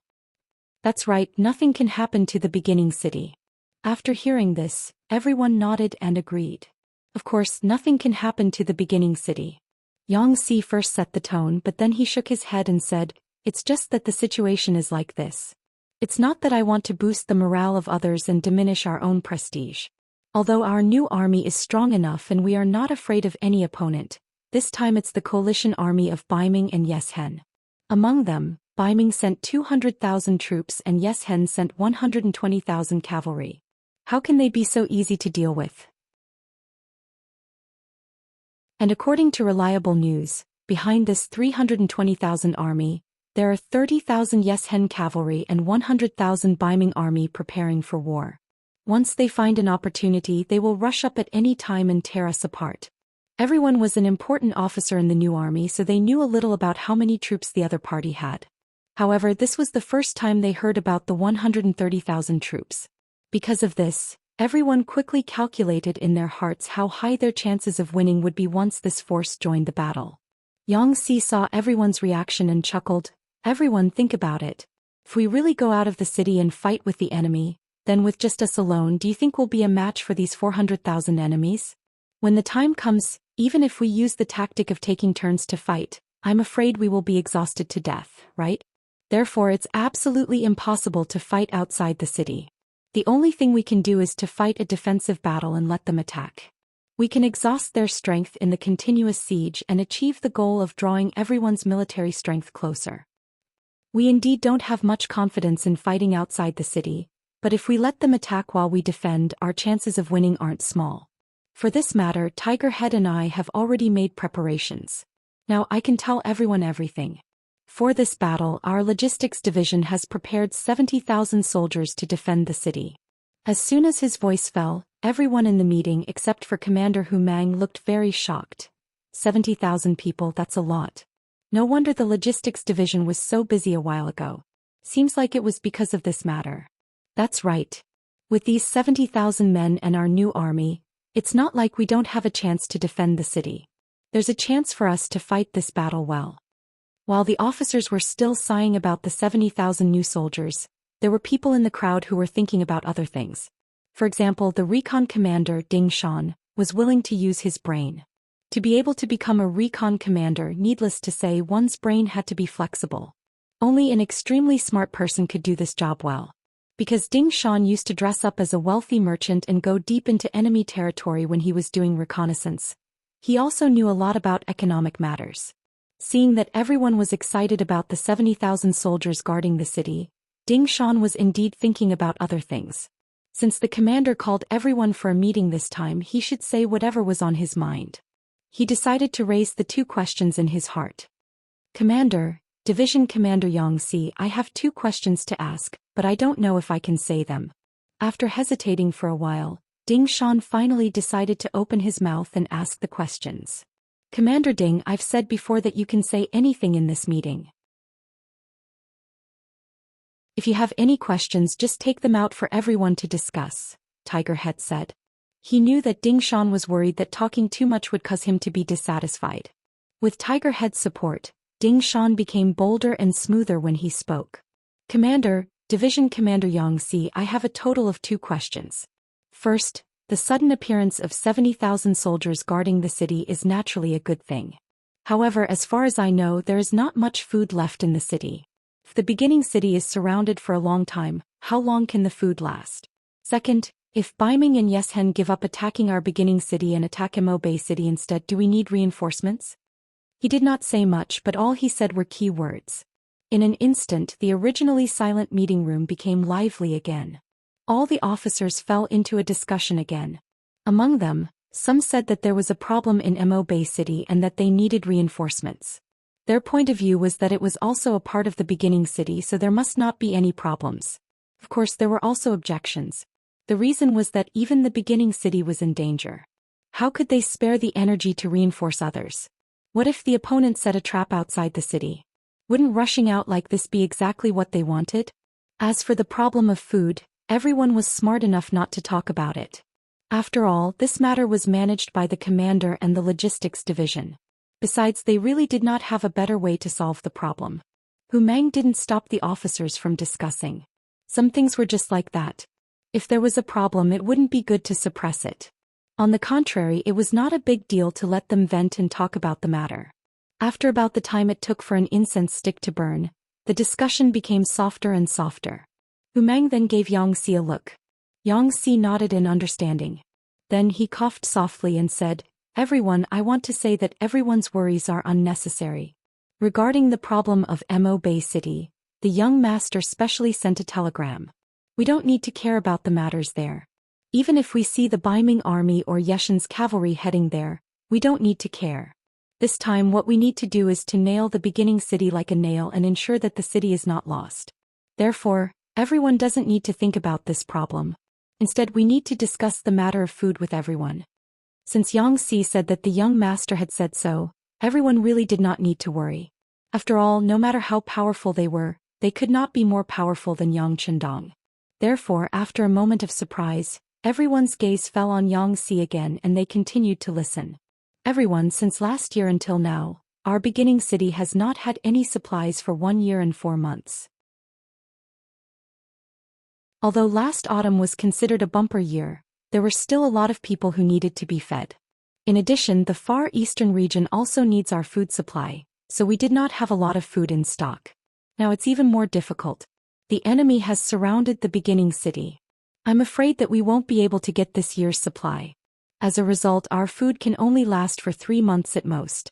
As Xianxia spoke, he stretched out 3 fingers. Without waiting for everyone to say anything, he continued, "Remember, the 3 months I said refers to the time when there is no war. Once there is a war, I'm afraid that we won't be able to last for 1.5 months. What? I'm afraid it's not possible in such a short period of time." When they heard that there was only 1.5 months of food, the faces of the officers became a little ugly. Everyone knew that when there was no war, there was no need to consume too much physical strength, so the food required would be correspondingly reduced. On the contrary, when there was a war, they would need to maintain enough physical strength. The more they moved, the more they would need to eat. However, everyone did not expect that the food was only enough for 1.5 months. The current Bugnam of Zhou Xian had just entered the Liaodong region not long ago. If he wanted to solve the problem there and open a new supply line, it would not be possible in a short period of time.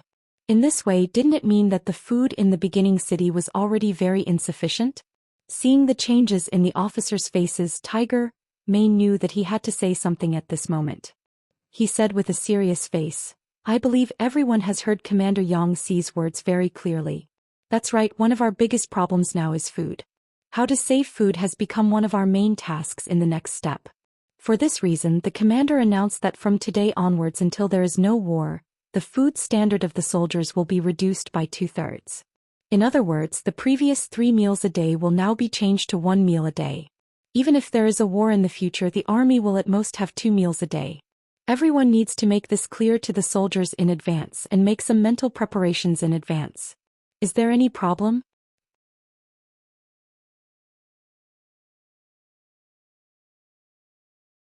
Chapter 1163. There was not enough food. This was an objective fact. Reducing the food supply had become a must. There was no room for discussion. At this time, everyone knew that. Who would not understand? However, when they thought about how they would have to starve for a period of time, everyone's expressions inevitably turned a little ugly. The meeting continued. Next, everyone put forward various suggestions on how to defend the city. After more than 2 hours, the meeting was dismissed. After sending everyone away, Tiger's Mane looked at Xianxia, the only one who did not leave, and said, "The next period of time will be very difficult. Young master is also watching us from afar. You must hold on. Tiger's Mane, don't worry. As long as we are still here, no one can open the gate to enter the first city." Xianxia also put away his playful appearance and said very seriously, 10 days after this meeting, the attack and defense of the first city officially began. 200,000 Baiming army and 120,000 Xianxia cavalry appeared from all directions, surrounded the first city, and launched their so-called all-out attack. An all-out attack meant that any point on the battlefield could be the direction of attack in advance. This kind of attack felt like casting a wide net. However, Tiger's Mane was already prepared. Especially with the effect of the mines buried in the ground, they caused a lot of damage to the opponents. It took them 7 days to remove all the mines outside the city and reach the city tower. When the first city was built, it had a large outer city. Now was the time to play a role, especially under the protection of a wide moat. In addition, it was the rainy season, which brought a lot of trouble to the Baiming army's attack. The new army relied on these external environmental advantages to stall for time day by day. Until now, more than 20 days had passed since the attack, but they still did not let the Baiming army and Xianxia cavalry gain any advantage. At this time, Yang Chendong sent a telegram saying that he had pacified nearly 2/3 of the territory in Liaodong. At the same time, he had also opened a new supply line. Now he was on his way to Shi City. However, considering that the mountain was high and the road was long, it would take at least a month to transport the supplies. Hope appeared, but it took some time. Tiger's Mane, Yumian, and Xianxia all let out a long sigh of relief when they saw the telegram. "Great, I can finally see hope." Yumian chuckled. "That's right. Young master is indeed young master. He solved most of the problems in Liaodong in such a short time. At the same time, he also opened up the supply line." "That's amazing," Xianxia said with a sigh. Only Tiger's Mane did not say anything. When he saw the two of them looking at him, he could not help but say, "But how are we going to survive the next month? Xianxia, to be honest, how many days can our provisions last?" This.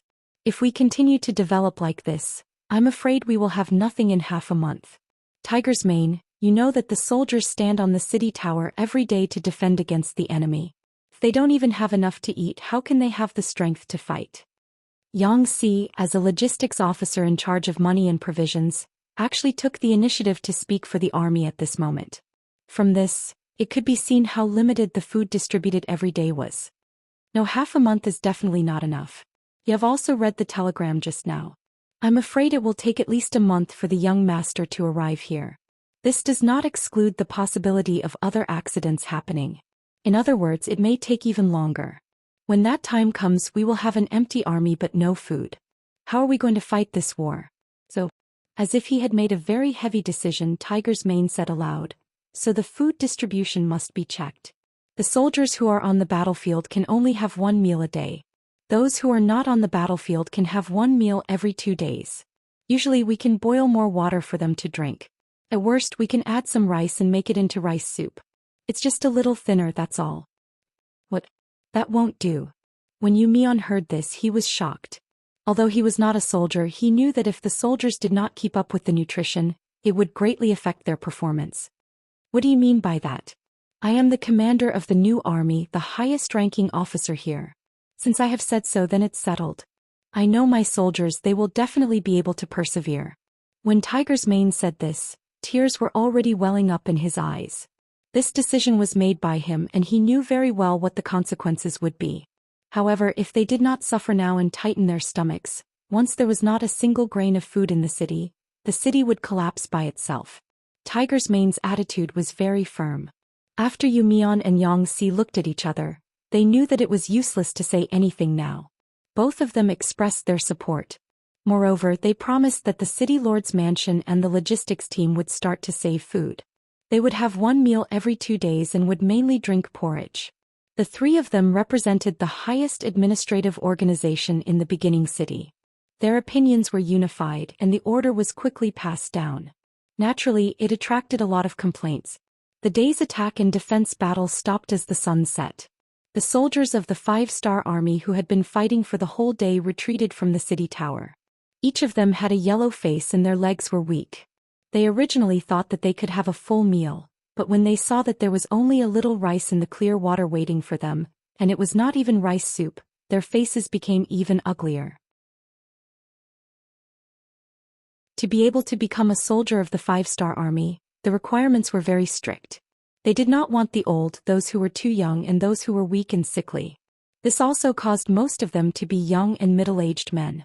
These people were naturally stronger, but at the same time they also had a large appetite. The food of the 5-star army had always been good and it was full of meat and fish. Even so, they could usually eat 2 big bowls of rice for a meal. When there was not enough oil, it was normal to eat 3 or 4 big bowls.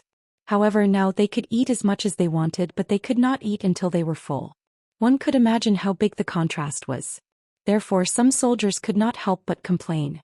If we eat this, how are we going to go up the city tower to fight tomorrow? That's right. If we don't have enough food and don't have the strength, how are we going to defend the city? That's right, that's right. Someone took the lead and soon more soldiers began to agree. They did not want to cause trouble, but their stomachs rebelled first. Enough. The battalion commander in charge of leading the army had a very serious expression. Don't feel indignant for yourselves. The first city has been surrounded for more than a year. It's already good that there is still food to eat. Although you are working hard and even risking your lives, at least you can still drink rice soup. However, look at the people in the city. They have even forgotten what rice soup tastes like. Now there is not even a tree in the city.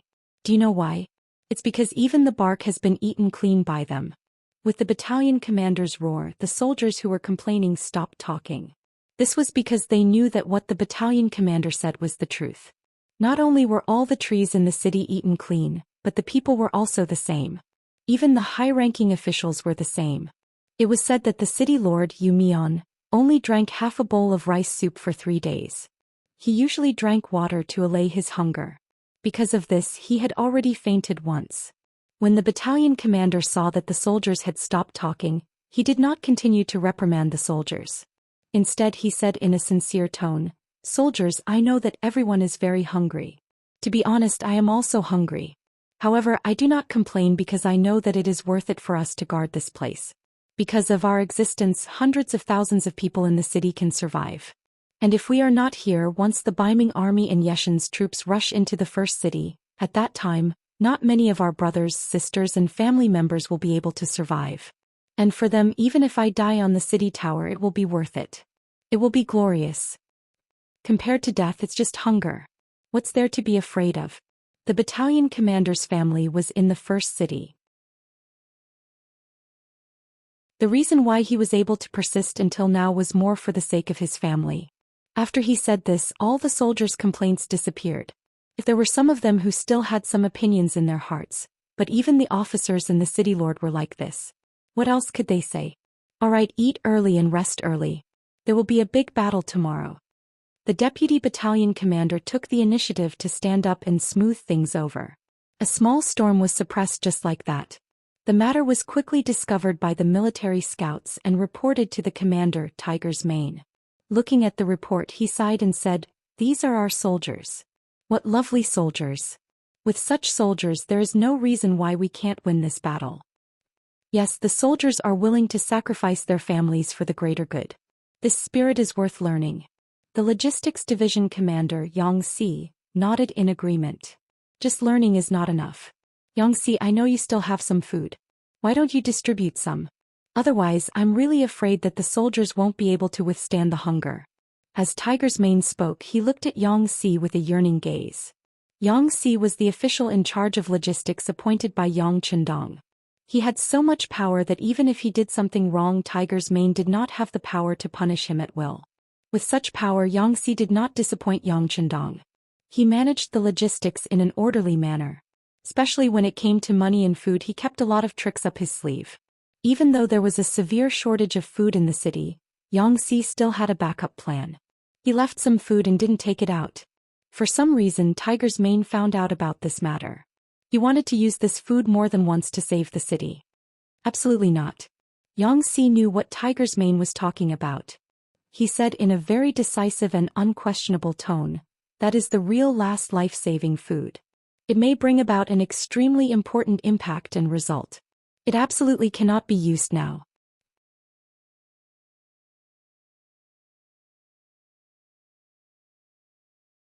Chapter 1164. But, seeing that Xianxia refused again, Tiger's Mane wanted to continue persuading him. "Tiger's Mane, we are brothers, but there are some things that I won't listen to you. This is also young master's idea. Of course, if you can persuade young master to send a telegram, I can let you handle the food." Afraid that the rejection would affect the friendship between the two, Xianxia had no choice but to use Yang Chendong's name. Upon hearing this, Tiger's Mane lowered his head. Since it was the young master's idea, he definitely did not dare to question it. Well, I hope we can hold on until then. As the war continued day by day, the situation of the shortage of food in the city became more and more serious. Just yesterday, there were more than 100 people in the city who fainted because of hunger. Among them, there were more than 10 officials in the city lord's mansion, and city lord Yu Mian was among them. Because Yu Mian lacked exercise all year round, his physical condition was naturally not as good as Tiger's Mane and the others. However, he fainted twice, which was enough to show how critical the situation in the first city was. Outside the first city, a new day of siege had to end with the sunset. In the big tent, Baiming's general tent, the generals were sitting there. The theme of the meeting was to analyze the problem of capturing the first city. As the highest commander in the army, Marquis Wu Qingho, the military commander Shi Hing, sat at the head of the table. To his left and right sat the great general of Liaodong Iron Cavalry, Fong Dingshan, primary second-grade general, Sun Hong, primary second-grade general, and commander of Wanchuan's Department of Defense, Shi Wanshan, primary second-grade general, as well as their subordinates. Although they were all second-grade generals, there was still a difference in their ranks. For example, Fong Dingshan was sitting on the first seat on the left. As the commander of the Imperial Guards, he originally had the qualifications to be superior. Many times even Shi Heng could not order and command him. Instead, he had to discuss everything with him. Next was Xianxia Datong Army General Sun Hong. Originally, the Xianxia commander-in-chief was him, while the Datong commander-in-chief was Shi Wanshan. But because he was a very good flatterer, when he saw how powerful Fong Dingshan was, he immediately leaned over and gave him money, women, and even buying him 2 residences in the capital. Very quickly, on the grounds that the power of the army should be centralized, and on the grounds that Datong was located in Xianxia, he was given the position of 2 commander-in-chief. Now he was naturally the 3rd most important person in the Baiming army. The last one was Shi Wanshan, who was also a 2nd-grade official. Speaking of which, Shi Wanshan was really unlucky. After following Yang Chendong and picking up some benefits and victories, he was promoted to Datong commander-in-chief. However, before he could secure his seat, Sun Hong beat him to it and he returned to his old position of commander-in-chief of Wan'al department. Although there was no change in his official rank, his actual authority had decreased by a lot. For this reason, the commanders under him, Ancient River and Qian Shining Wenfeng, had often fought against injustice for him. But with the current situation, what was the point? But even so, Shi Wanshan, as a 2nd-grade general, should have been seated in the 4th position, which was the 2nd seat from the left. But who would have thought that great General Fong Dingshan would place Deputy General Luo Baikuan in this position? So he had no choice but to sit in the 2nd seat from the right, becoming number 5 in the army. If it were a normal person, they would have already lost their cool in the face of such suppression, but Shi Wanshan did not do so. On the contrary, he continued to do what he was supposed to do, making it so that Fong Dingshan could not find a suitable excuse to deal with him. There was no such thing as love or hatred for no reason in this world. The reason for all of this was that when Fong Dingshan first came to the Datong prefecture, he had hinted that Shi Wanshan, who was still a commander-in-chief at the time, wanted money. To be able to become the commander-in-chief of the imperial bodyguards, Fong Dingshan was not only capable, but more importantly, he was willing to give money. He would try his best to make friends with anyone who could talk to the emperor. Naturally, he would spend a lot of money to establish a good relationship with them. But where would he get this money from? Of course, he had to think of a way to get it. Thus, it fell into the hands of generals like Shi Wanshan who held military power. It was true that Shi Wanshan was the commander of the army, but because of his background he was different from the other generals of the Great Ming dynasty. He knew that he had to treat his soldiers well because he knew that this was the only way the soldiers would work hard at crucial times. Therefore, the matter of embezzling the soldiers' pay had never occurred in the army under his command. If he did not embezzle the soldiers' pay and only relied on some gray income, where would he have the extra money to give Fong Dingshan? Furthermore, he had also asked around and found out that this person had a huge appetite. Fong Dingshan wanted at least 70% of the military budget and only left 30% for himself. This kind of person was not someone he could satisfy. Since this was the case, it was better not to give him even once. With the limited amount of money, he could give the officials in the capital some favors and say a few words at crucial times. One demanded money and the other did not give it. This was how the enmity appeared. When everyone saw that Fong Dingshan was very unhappy with Shi Wanshan, even Shi Hing, who was the commander-in-chief of the army, began to distance himself from him. Moreover, in the siege of the city these days, the soldiers of the Datong prefecture had all been used. In the past month, the number of casualties alone had reached 30,000, and there were countless more injured. Because of the lack of provisions, the strength of the 5-star army in the first city was constantly declining. The topic of this meeting was to let the soldiers of the Datong prefecture replace the soldiers of the Datong prefecture. To put it bluntly, seeing that the opportunity to make a great contribution had arrived, they were ready to snatch the credit. At the beginning of the meeting, Commander-in-Chief Shi Hing made the topic public. He even said to Shi Wanshan with an unfriendly expression, "General Shi, after such a long time, even the outer city of the first city has not been taken down. You have an unshirkable responsibility. After my discussion with the other generals, we have decided to let all of you retreat and have a good rest. You can leave everything to Commander Sun Hong. We have already made great progress and..." Seeing that someone was going to take advantage of the situation, the commander of the Datong prefecture, Ancient River, who had a bad temper, suddenly stood up and said angrily with a red face, "How dare you? How can you speak here?" Fong Dingshan glanced at Ancient River and then snorted at Shi Wanshan, "General Shi, your men are too unruly. You are not fit to be a general. How can you say that about my..." Ancient River, who was furious, wanted to reprimand him again. However, Shi Wanshan had already stood up and stood in front of him. He bowed to Shi Heng and Fong Dingshan and said, I'm sorry. This bad temper is all because of me. I apologize to both of you on behalf of General Gu. Also, I agree to let the soldiers who are attacking the city retreat for a rest. I also want to thank both of you for your sympathy. One would never slap a smiling person. Shi Wanshan was so humble in front of so many generals. It could be said that he had lost all his face. Since they did not want to be called unreasonable, Shi Heng and Fong Dingshan did not say anything. Instead, they looked at Sun Hong, who was sitting there with a smile, and said, Commander Sun, I'll leave the rest to you. I hope you can perform well and take down the first city as soon as possible. That would be a great contribution. Don't be like some people who are afraid of death. Well said. I'll leave the rest to Deputy Commander General Tsun Guang. I have something to do and need to return to the Datong Prefecture first, Sun Hong replied with a smile. Everyone was very clear about who this sum referred to. Everyone could not help but look at Shi Wanshan with a trace of coldness. There were even some people who intentionally shifted their positions and distanced themselves from Shi Wanshan and the other two. It was as if whoever was closer to him would be infected and be tainted with bad luck. Shi Wanshan's expression remained the same as usual. It was as if all of this had nothing to do with him. Of course, from his clenched fists, his heart was not as calm and indifferent as he appeared on the surface. After the meeting ended, everyone walked out of the tent in twos and threes. Only Shi Wanshan and the other two were left at the back. There was no other way. Everyone was rushing out of the tent as if they were deliberately provoking them. In this regard, Shi Wanshan suppressed Ancient River and Ning Wenfeng. He waited for everyone to leave the tent before bringing the two of them out.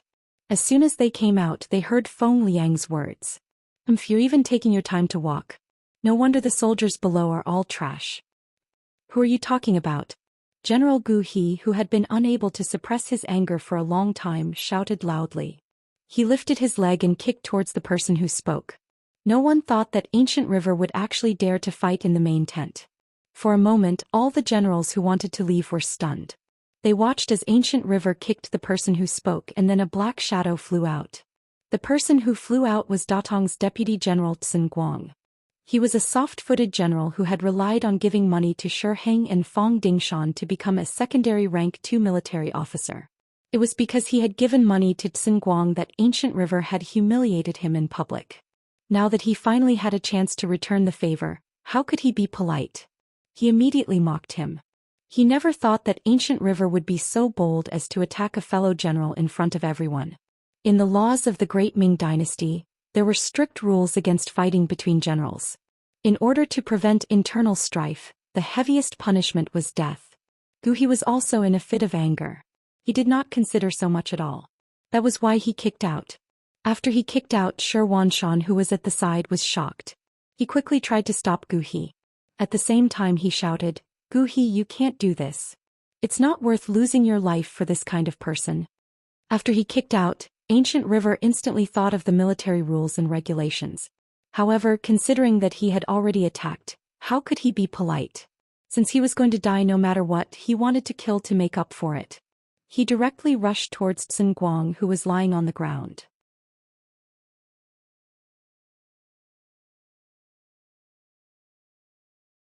Chapter 1165.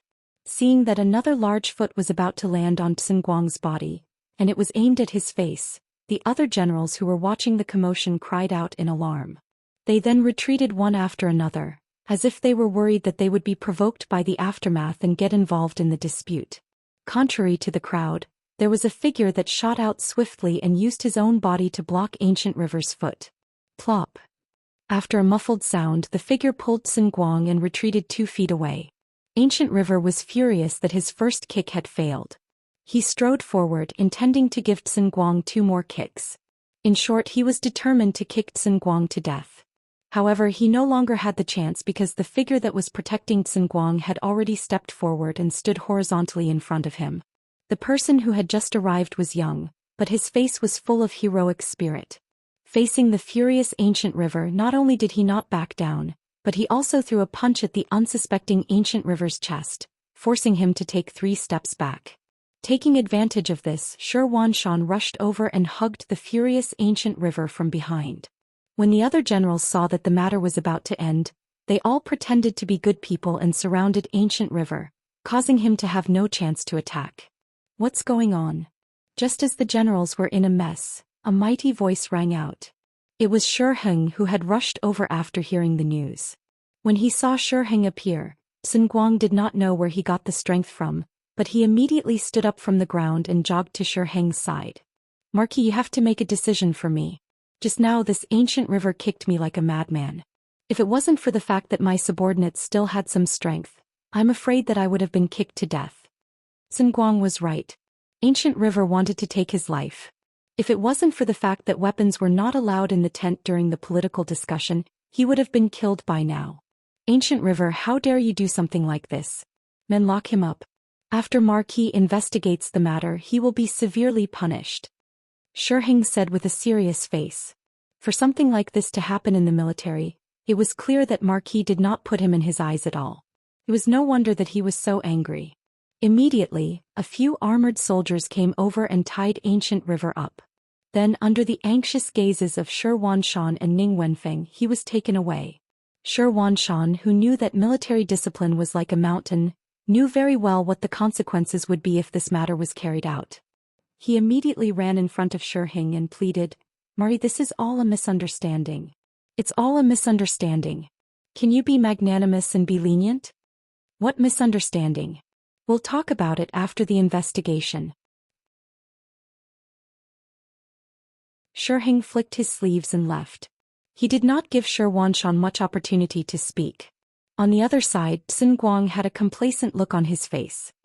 He said to the young general who had saved him, "Su Dei, you did well this time. Yes, there is a position for a captain in the military. I think you are very suitable." "Thank you for the promotion, General."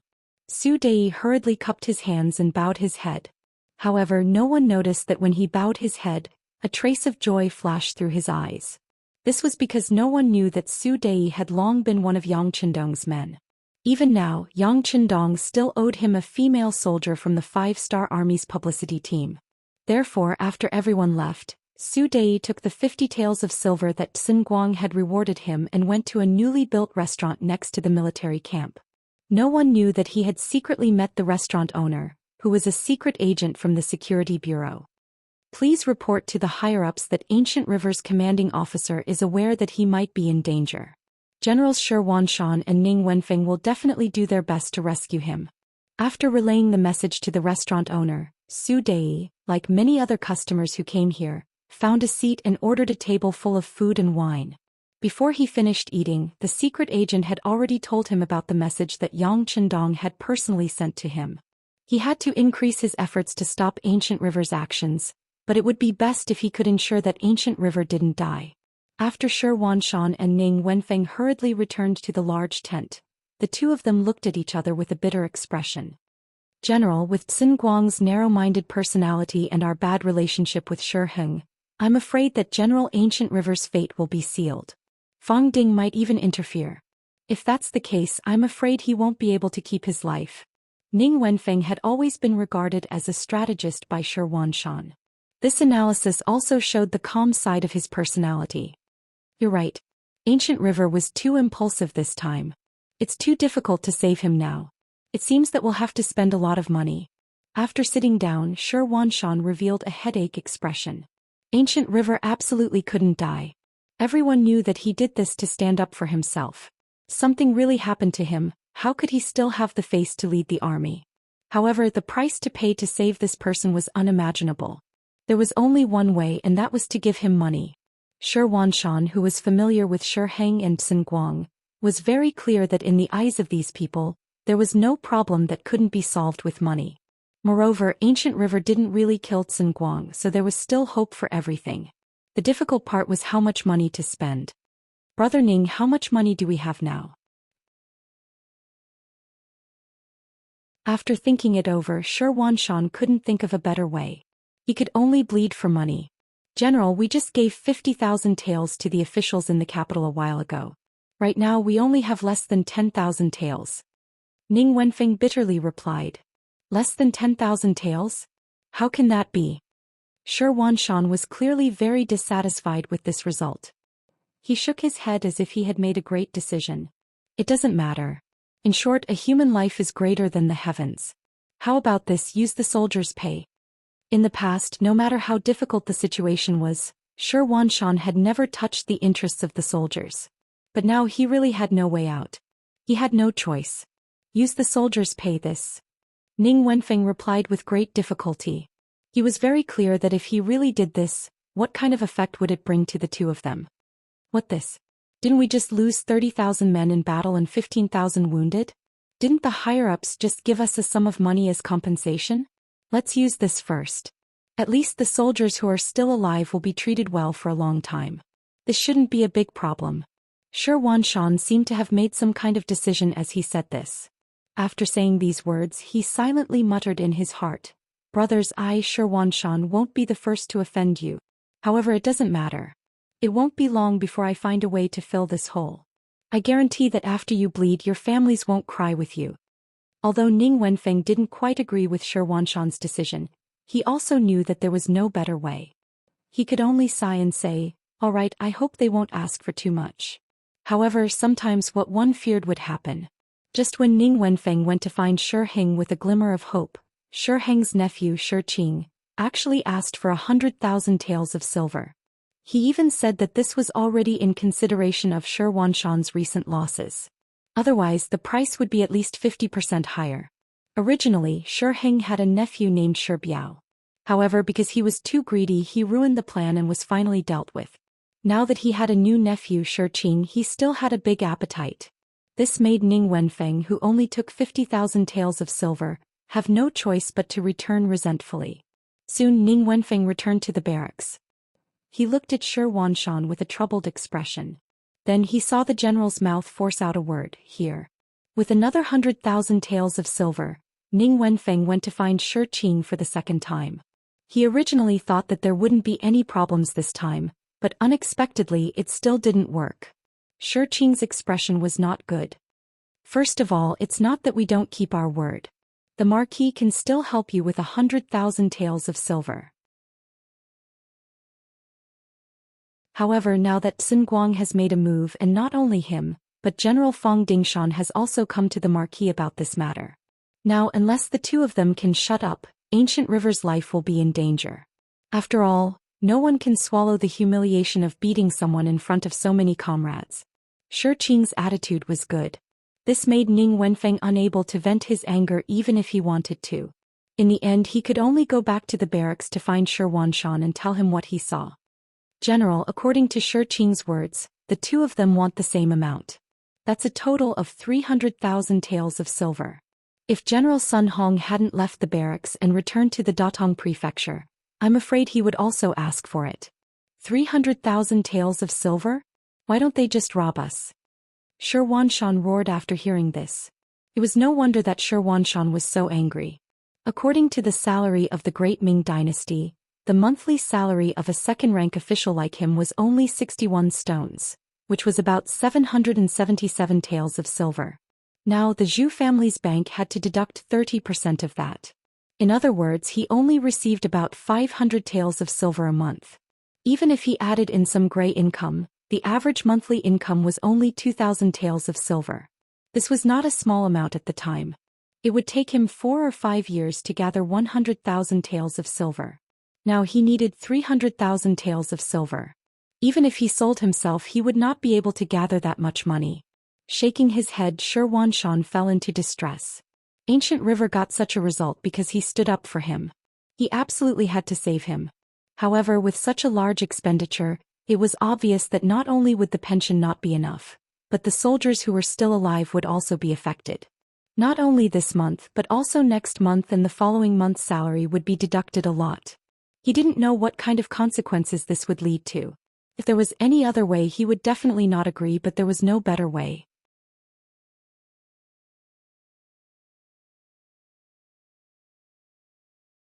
Chapter 1166.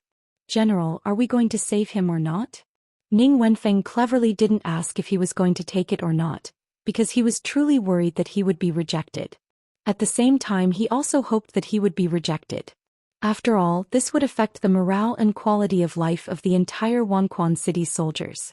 After an unknown amount of time, Zhou Xian, who was panting heavily, said, "Save him. Take all the silver and go now. If we take too long, I'm afraid that they will increase the price again." After saying this, Zhou Xian fell back into his chair with a plop. It was clear that he had used up all the strength in his body to say this. I'll do it right away." After letting out a sigh, Ning Wenfeng didn't know whether he should be happy or disappointed, but in the end he still walked away.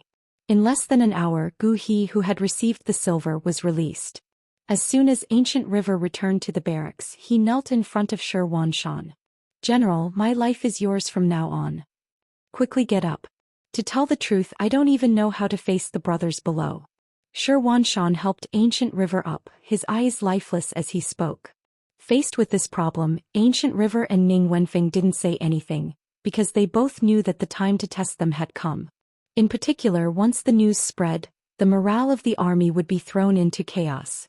They could only hope that this matter wouldn't be known by outsiders and that they could hide it for as long as possible. They could live frugally and slowly make up for it. This was a good idea, but there were some people who wouldn't hide this matter, such as Sun Guang. After receiving the 100,000 taels of silver, Sun Guang knew how to conduct himself. He gave another 20,000 taels of silver to Shi Heng and Fong Dingshan respectively. He was very pleased with the 60,000 taels of silver he received. After leaving the tent, he patted the shoulder of Su Dei, who was waiting outside. "Not bad, your reminder is correct. If we were a bit later, I'm afraid that Ancient River would have been released and we wouldn't have received any benefits." Thank you for your praise, General. However, don't think that the matter will be settled just because they paid the money. Since they dared to lay a hand on the general, they should be prepared for retaliation. Su Dei spoke as if he was defending Sun Guang against injustice. When Sun Guang heard these words, he felt great. When you become a major in the future, I'll have to call you Little General Su. Oh right, you just said that this matter isn't over yet. I don't know what else you have in mind. You should know that once I take the money, I won't be able to find trouble with Ancient River. General, we can't openly make trouble for some people, but we can do it secretly. For example, where did their 300,000 taels of silver come from? They must have touched the soldiers' pay and pensions. If we spread this news, what kind of effect do you think it will have? General, with your talent, you're only a deputy commander-in-chief. Even I feel wronged for you. To put it bluntly, it's not that you don't have the ability, but you lack a suitable position. The position of commander of the capital department is a rank 2 military officer. Once he mentioned that he could be promoted, there was no need for Su Dei to remind him. Sun Guang's eyes had already lit up. Not bad, not bad. Little General Su, you're right. I know what to do next. Just like this, Zhou Xian and the other two who originally wanted to hide this matter from others, never thought that this news would be spread all over the military camp that night. Because of this matter, some major commanders and kiliarchs in the military came looking for them. For a time, the capital department didn't need to fight anymore and everyone was already in a state of panic. Sun Guang only asked someone to spread the news. Early the next morning, he led the soldiers of the Datong prefecture to begin the siege. What he wanted now was to achieve military merits. Once he took down the first city, the emperor would be happy and would definitely reward him based on his merits. At that time, it would be reasonable for him to be promoted. Although the soldiers of the capital department were replaced by the weaker soldiers of the Datong prefecture, the soldiers on the walls of the first city still found it very difficult. All of this was because they didn't have enough food. They couldn't even fill their stomachs. Only 5 days later, the outer city of the first city was finally breached. After taking down the outer city, Sun Guang was naturally very excited. Although in order to achieve military merits he didn't rest much in the past 5 days and the losses of the army were not small, he finally saw results. This was absolutely good news for a person who only wanted to climb up. As for how many ordinary soldiers died because of this, it had nothing to do with him. What was worth mentioning was that the first army to break through the perimeter was the one led by Su Dei as a major.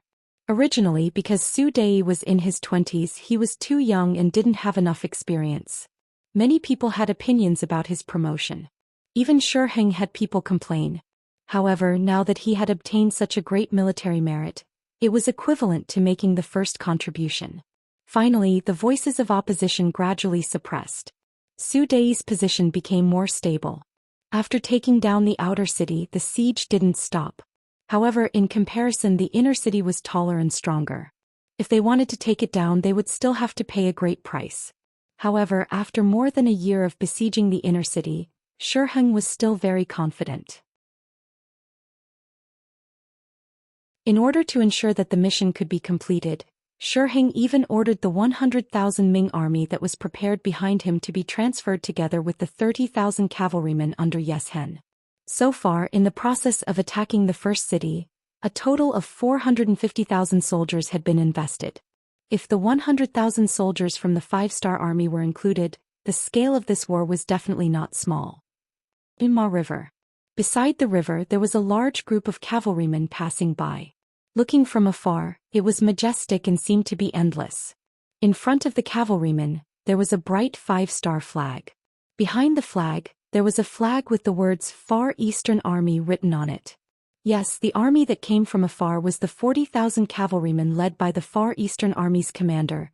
Qin Bo received a telegram from Yang Qindong and rushed over. There was only one goal, which was to ensure the absolute safety of North Desert City. North Desert City was the second largest city built by the 5-star army on the grassland after the first city. After a few years of development, it had become quite large and had become a flag on the grassland. For many Mongols, North Desert City was even more intimate because the proportion of Mongols in this city had reached 80%. The first city could not fall. It represented a shopping center and was the most important base for the 5-star army to develop here. North Desert City could not fall.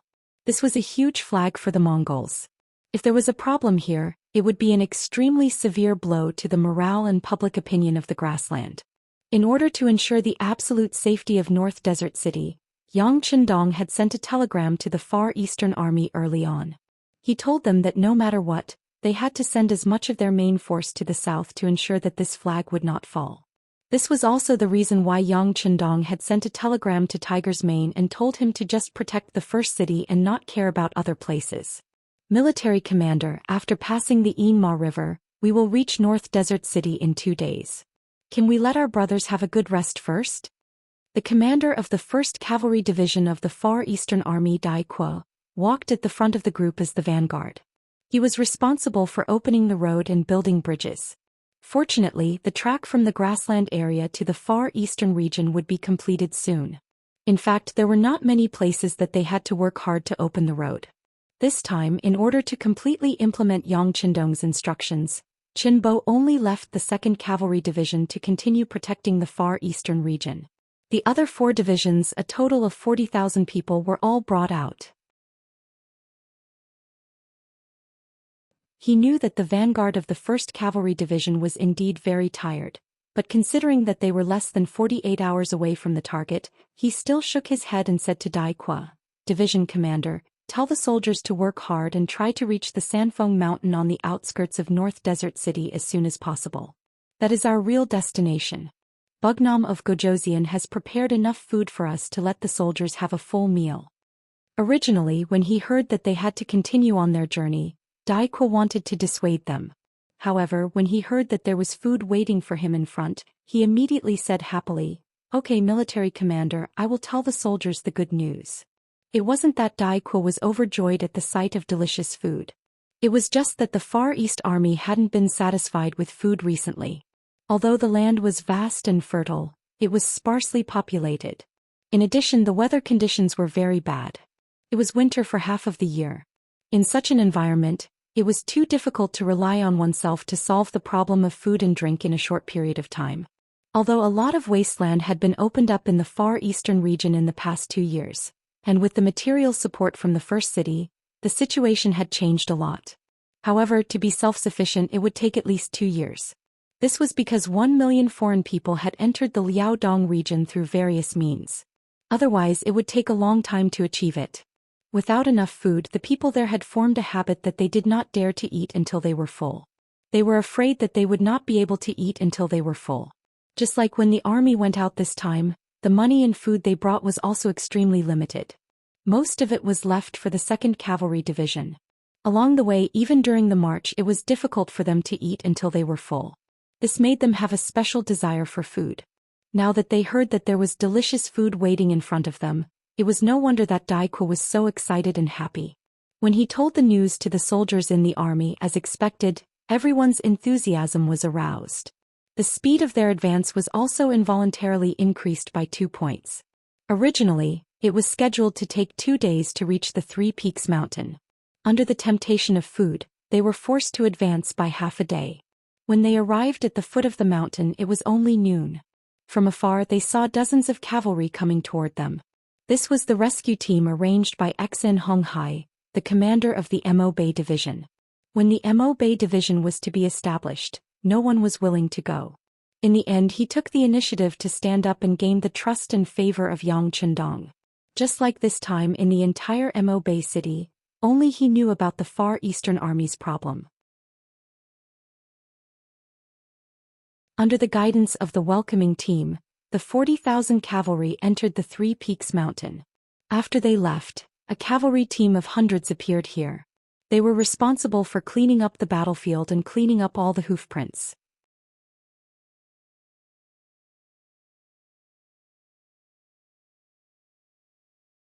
Chapter 1167.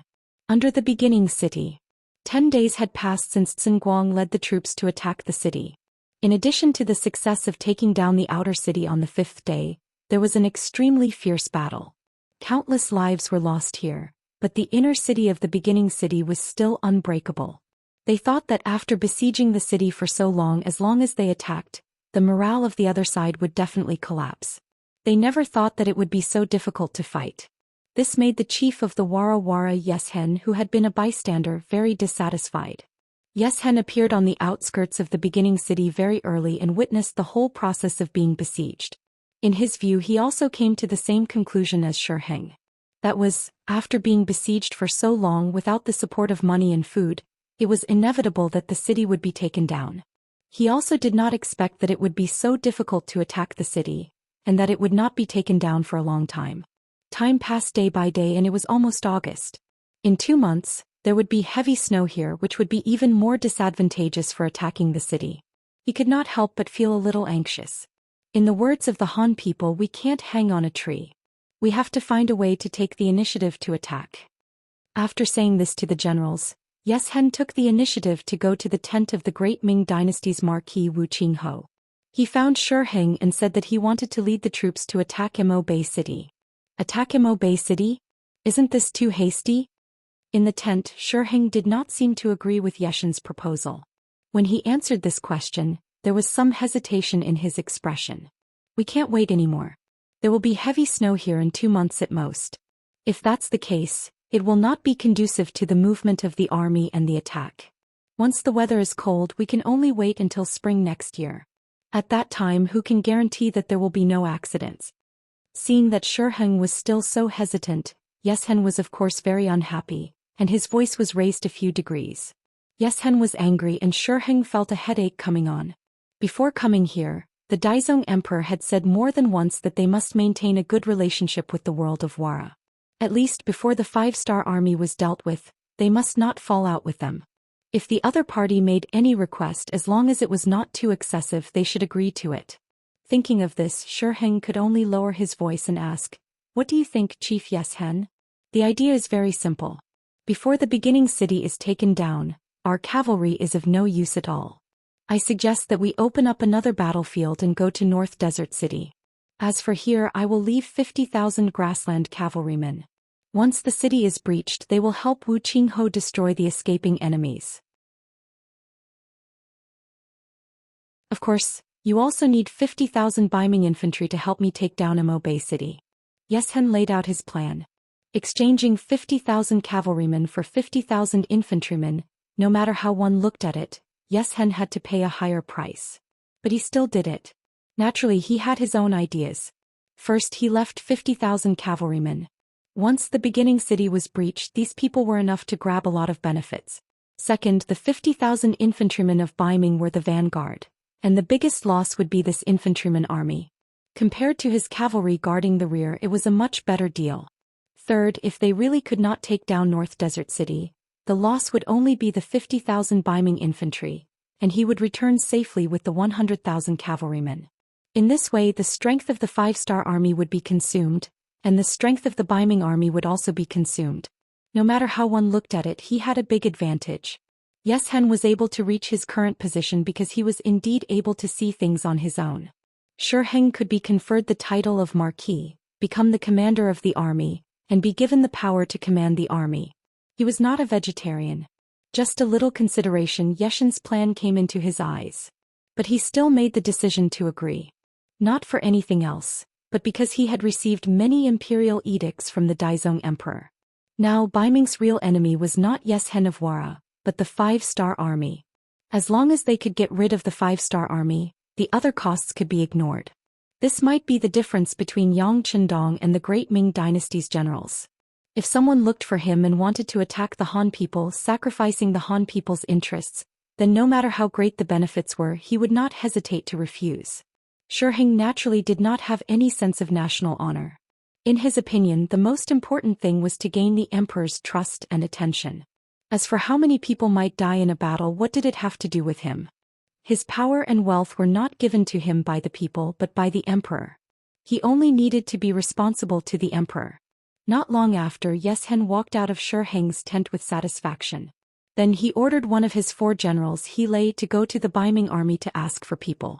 The target was Commander Xianxia and the others who had just left the battlefield. Before the war, the Baiming army had expanded to a scale of 100,000 people. During the siege of Shiqing, they had fought for more than 10 days. 30,000 people had died and more than 15,000 were injured. In other words, the number of soldiers who could still fight was only 55,000. This time, when Xian asked Shi for soldiers, he pushed the Baiming army out. When He Lei came to the camp of the Baiming army and found Xianxia, he told him the purpose of his visit. A teacup was quickly smashed to the ground. Originally, Xianxia wanted to smash the teacup on He Lei's head. However, when he thought that the other party was just following orders, he finally changed the direction of his attack. However, the anger in his heart was not suppressed. He looked at He Lei and said, "General He, I'm afraid you have made a mistake. How about this? Let me go to see the admiral and we can discuss it later." He Lei saw the murderous anger flashing in Xianxia's body. Thinking that this was originally a matter of the Baiming army, he naturally did not want to interfere. He immediately nodded and said, "Of course, I just hope that General Shi can be faster." Of course. Men, send General He out." Xianxia forced a smile and said to the bodyguard beside him. After He Lei was sent out by the bodyguard, Xianxia could not help but punch the wooden table in the tent, causing a burst of things to fall to the ground. "Men, invite General Hu and General Ning here." After a while, Gu He and Ning Wenfeng appeared in the big tent. When they saw that Xianxia's eyes were red and his face was full of anger, they were somewhat puzzled. However, after they figured out what had happened, their situation wasn't any better. They were both extremely angry. Especially Gu He, who was so angry that he took out his saber and chopped the table that had fallen to the ground into 2 halves. Intolerable bullying. This is simply intolerable bullying. While venting the dissatisfaction in his heart, Gu He roared loudly. "Yes, this is too much. General, we can't agree. Otherwise we'll be finished." Ning Wenfeng also changed his calm side. At this moment he was very anxious. Listening to the words of the 2 generals, Xianxia nodded heavily. "Yes, I'll go and find Commander Shi now. No matter what, we can't treat our brothers like this. This is simply courting death." Mo Beiqing was different from the beginning city. This place had been besieged for more than a year, but Mo Beiqing had never been besieged. Although it might not be as good as before after the supply was cut off, it should not be a problem to be self-sufficient. Mo Beiqing was also a flag in the eyes of the Mongolian people on the grassland. They had spent a lot of effort to build the city.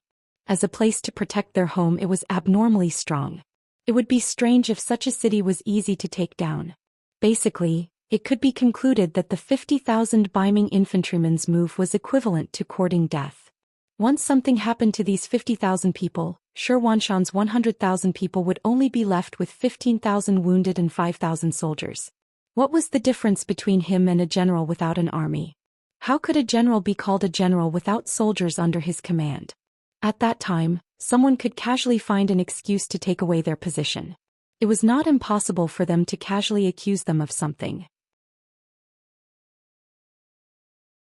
Even if it was for himself, Zhou Xian could not let it go this time, not to mention that it involved the lives of 50,000 soldiers. Zhou Xian left and angrily went to the general tent. This scene had long been discovered by the 5-star Army's secret agents who were disguised as ordinary soldiers. They did not belong to the Security Bureau or the CIA, but they belonged to Su Dei's private forces. After taking Yang Qindong's money, Su Dei had done a lot of big things. For example, he tried his best to bribe some important people around the general. Except for some personal soldiers, he really bribed a lot of people who were responsible for pouring tea, feeding horses, and cooking. Therefore, he knew a lot of very secret things. For example, when Yeshen went to look for Shiheng, he quickly got the news.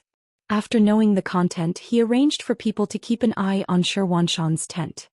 He had a premonition that an opportunity was coming. Zhou Xian left quickly, but he came back even faster. He still entered the tent angrily. Although Ning Wenfeng had a bad feeling when he saw him like this, he still held a glimmer of hope and asked, "General, what did Admiral Shi say?" "What else can he say?" This time he personally promised Yeshen and said that it can't be changed. Zhou Xian took a big gulp of cold water after sitting down. "Then can you send less brothers even if it's only 20,000? The rest can be transferred from other armies." Although Ning Wenfeng knew that it was not easy to change the situation, he still asked with hope. Zhou Xian shook his head again. Admiral Shi said that the Datong Prefecture's soldiers still have to attack the beginning city. There is really no extra troops to be transferred. Now he can only send us up. Oh, he also said that if Mo Bay City is taken down, our Wanquan Prefecture will have a great merit. At that time he will propose to the Emperor to commend us. That you're tuning in to the Zhou Xian's Legacy YouTube channel. Don't forget to subscribe and join us on this journey to catch the most captivating stories.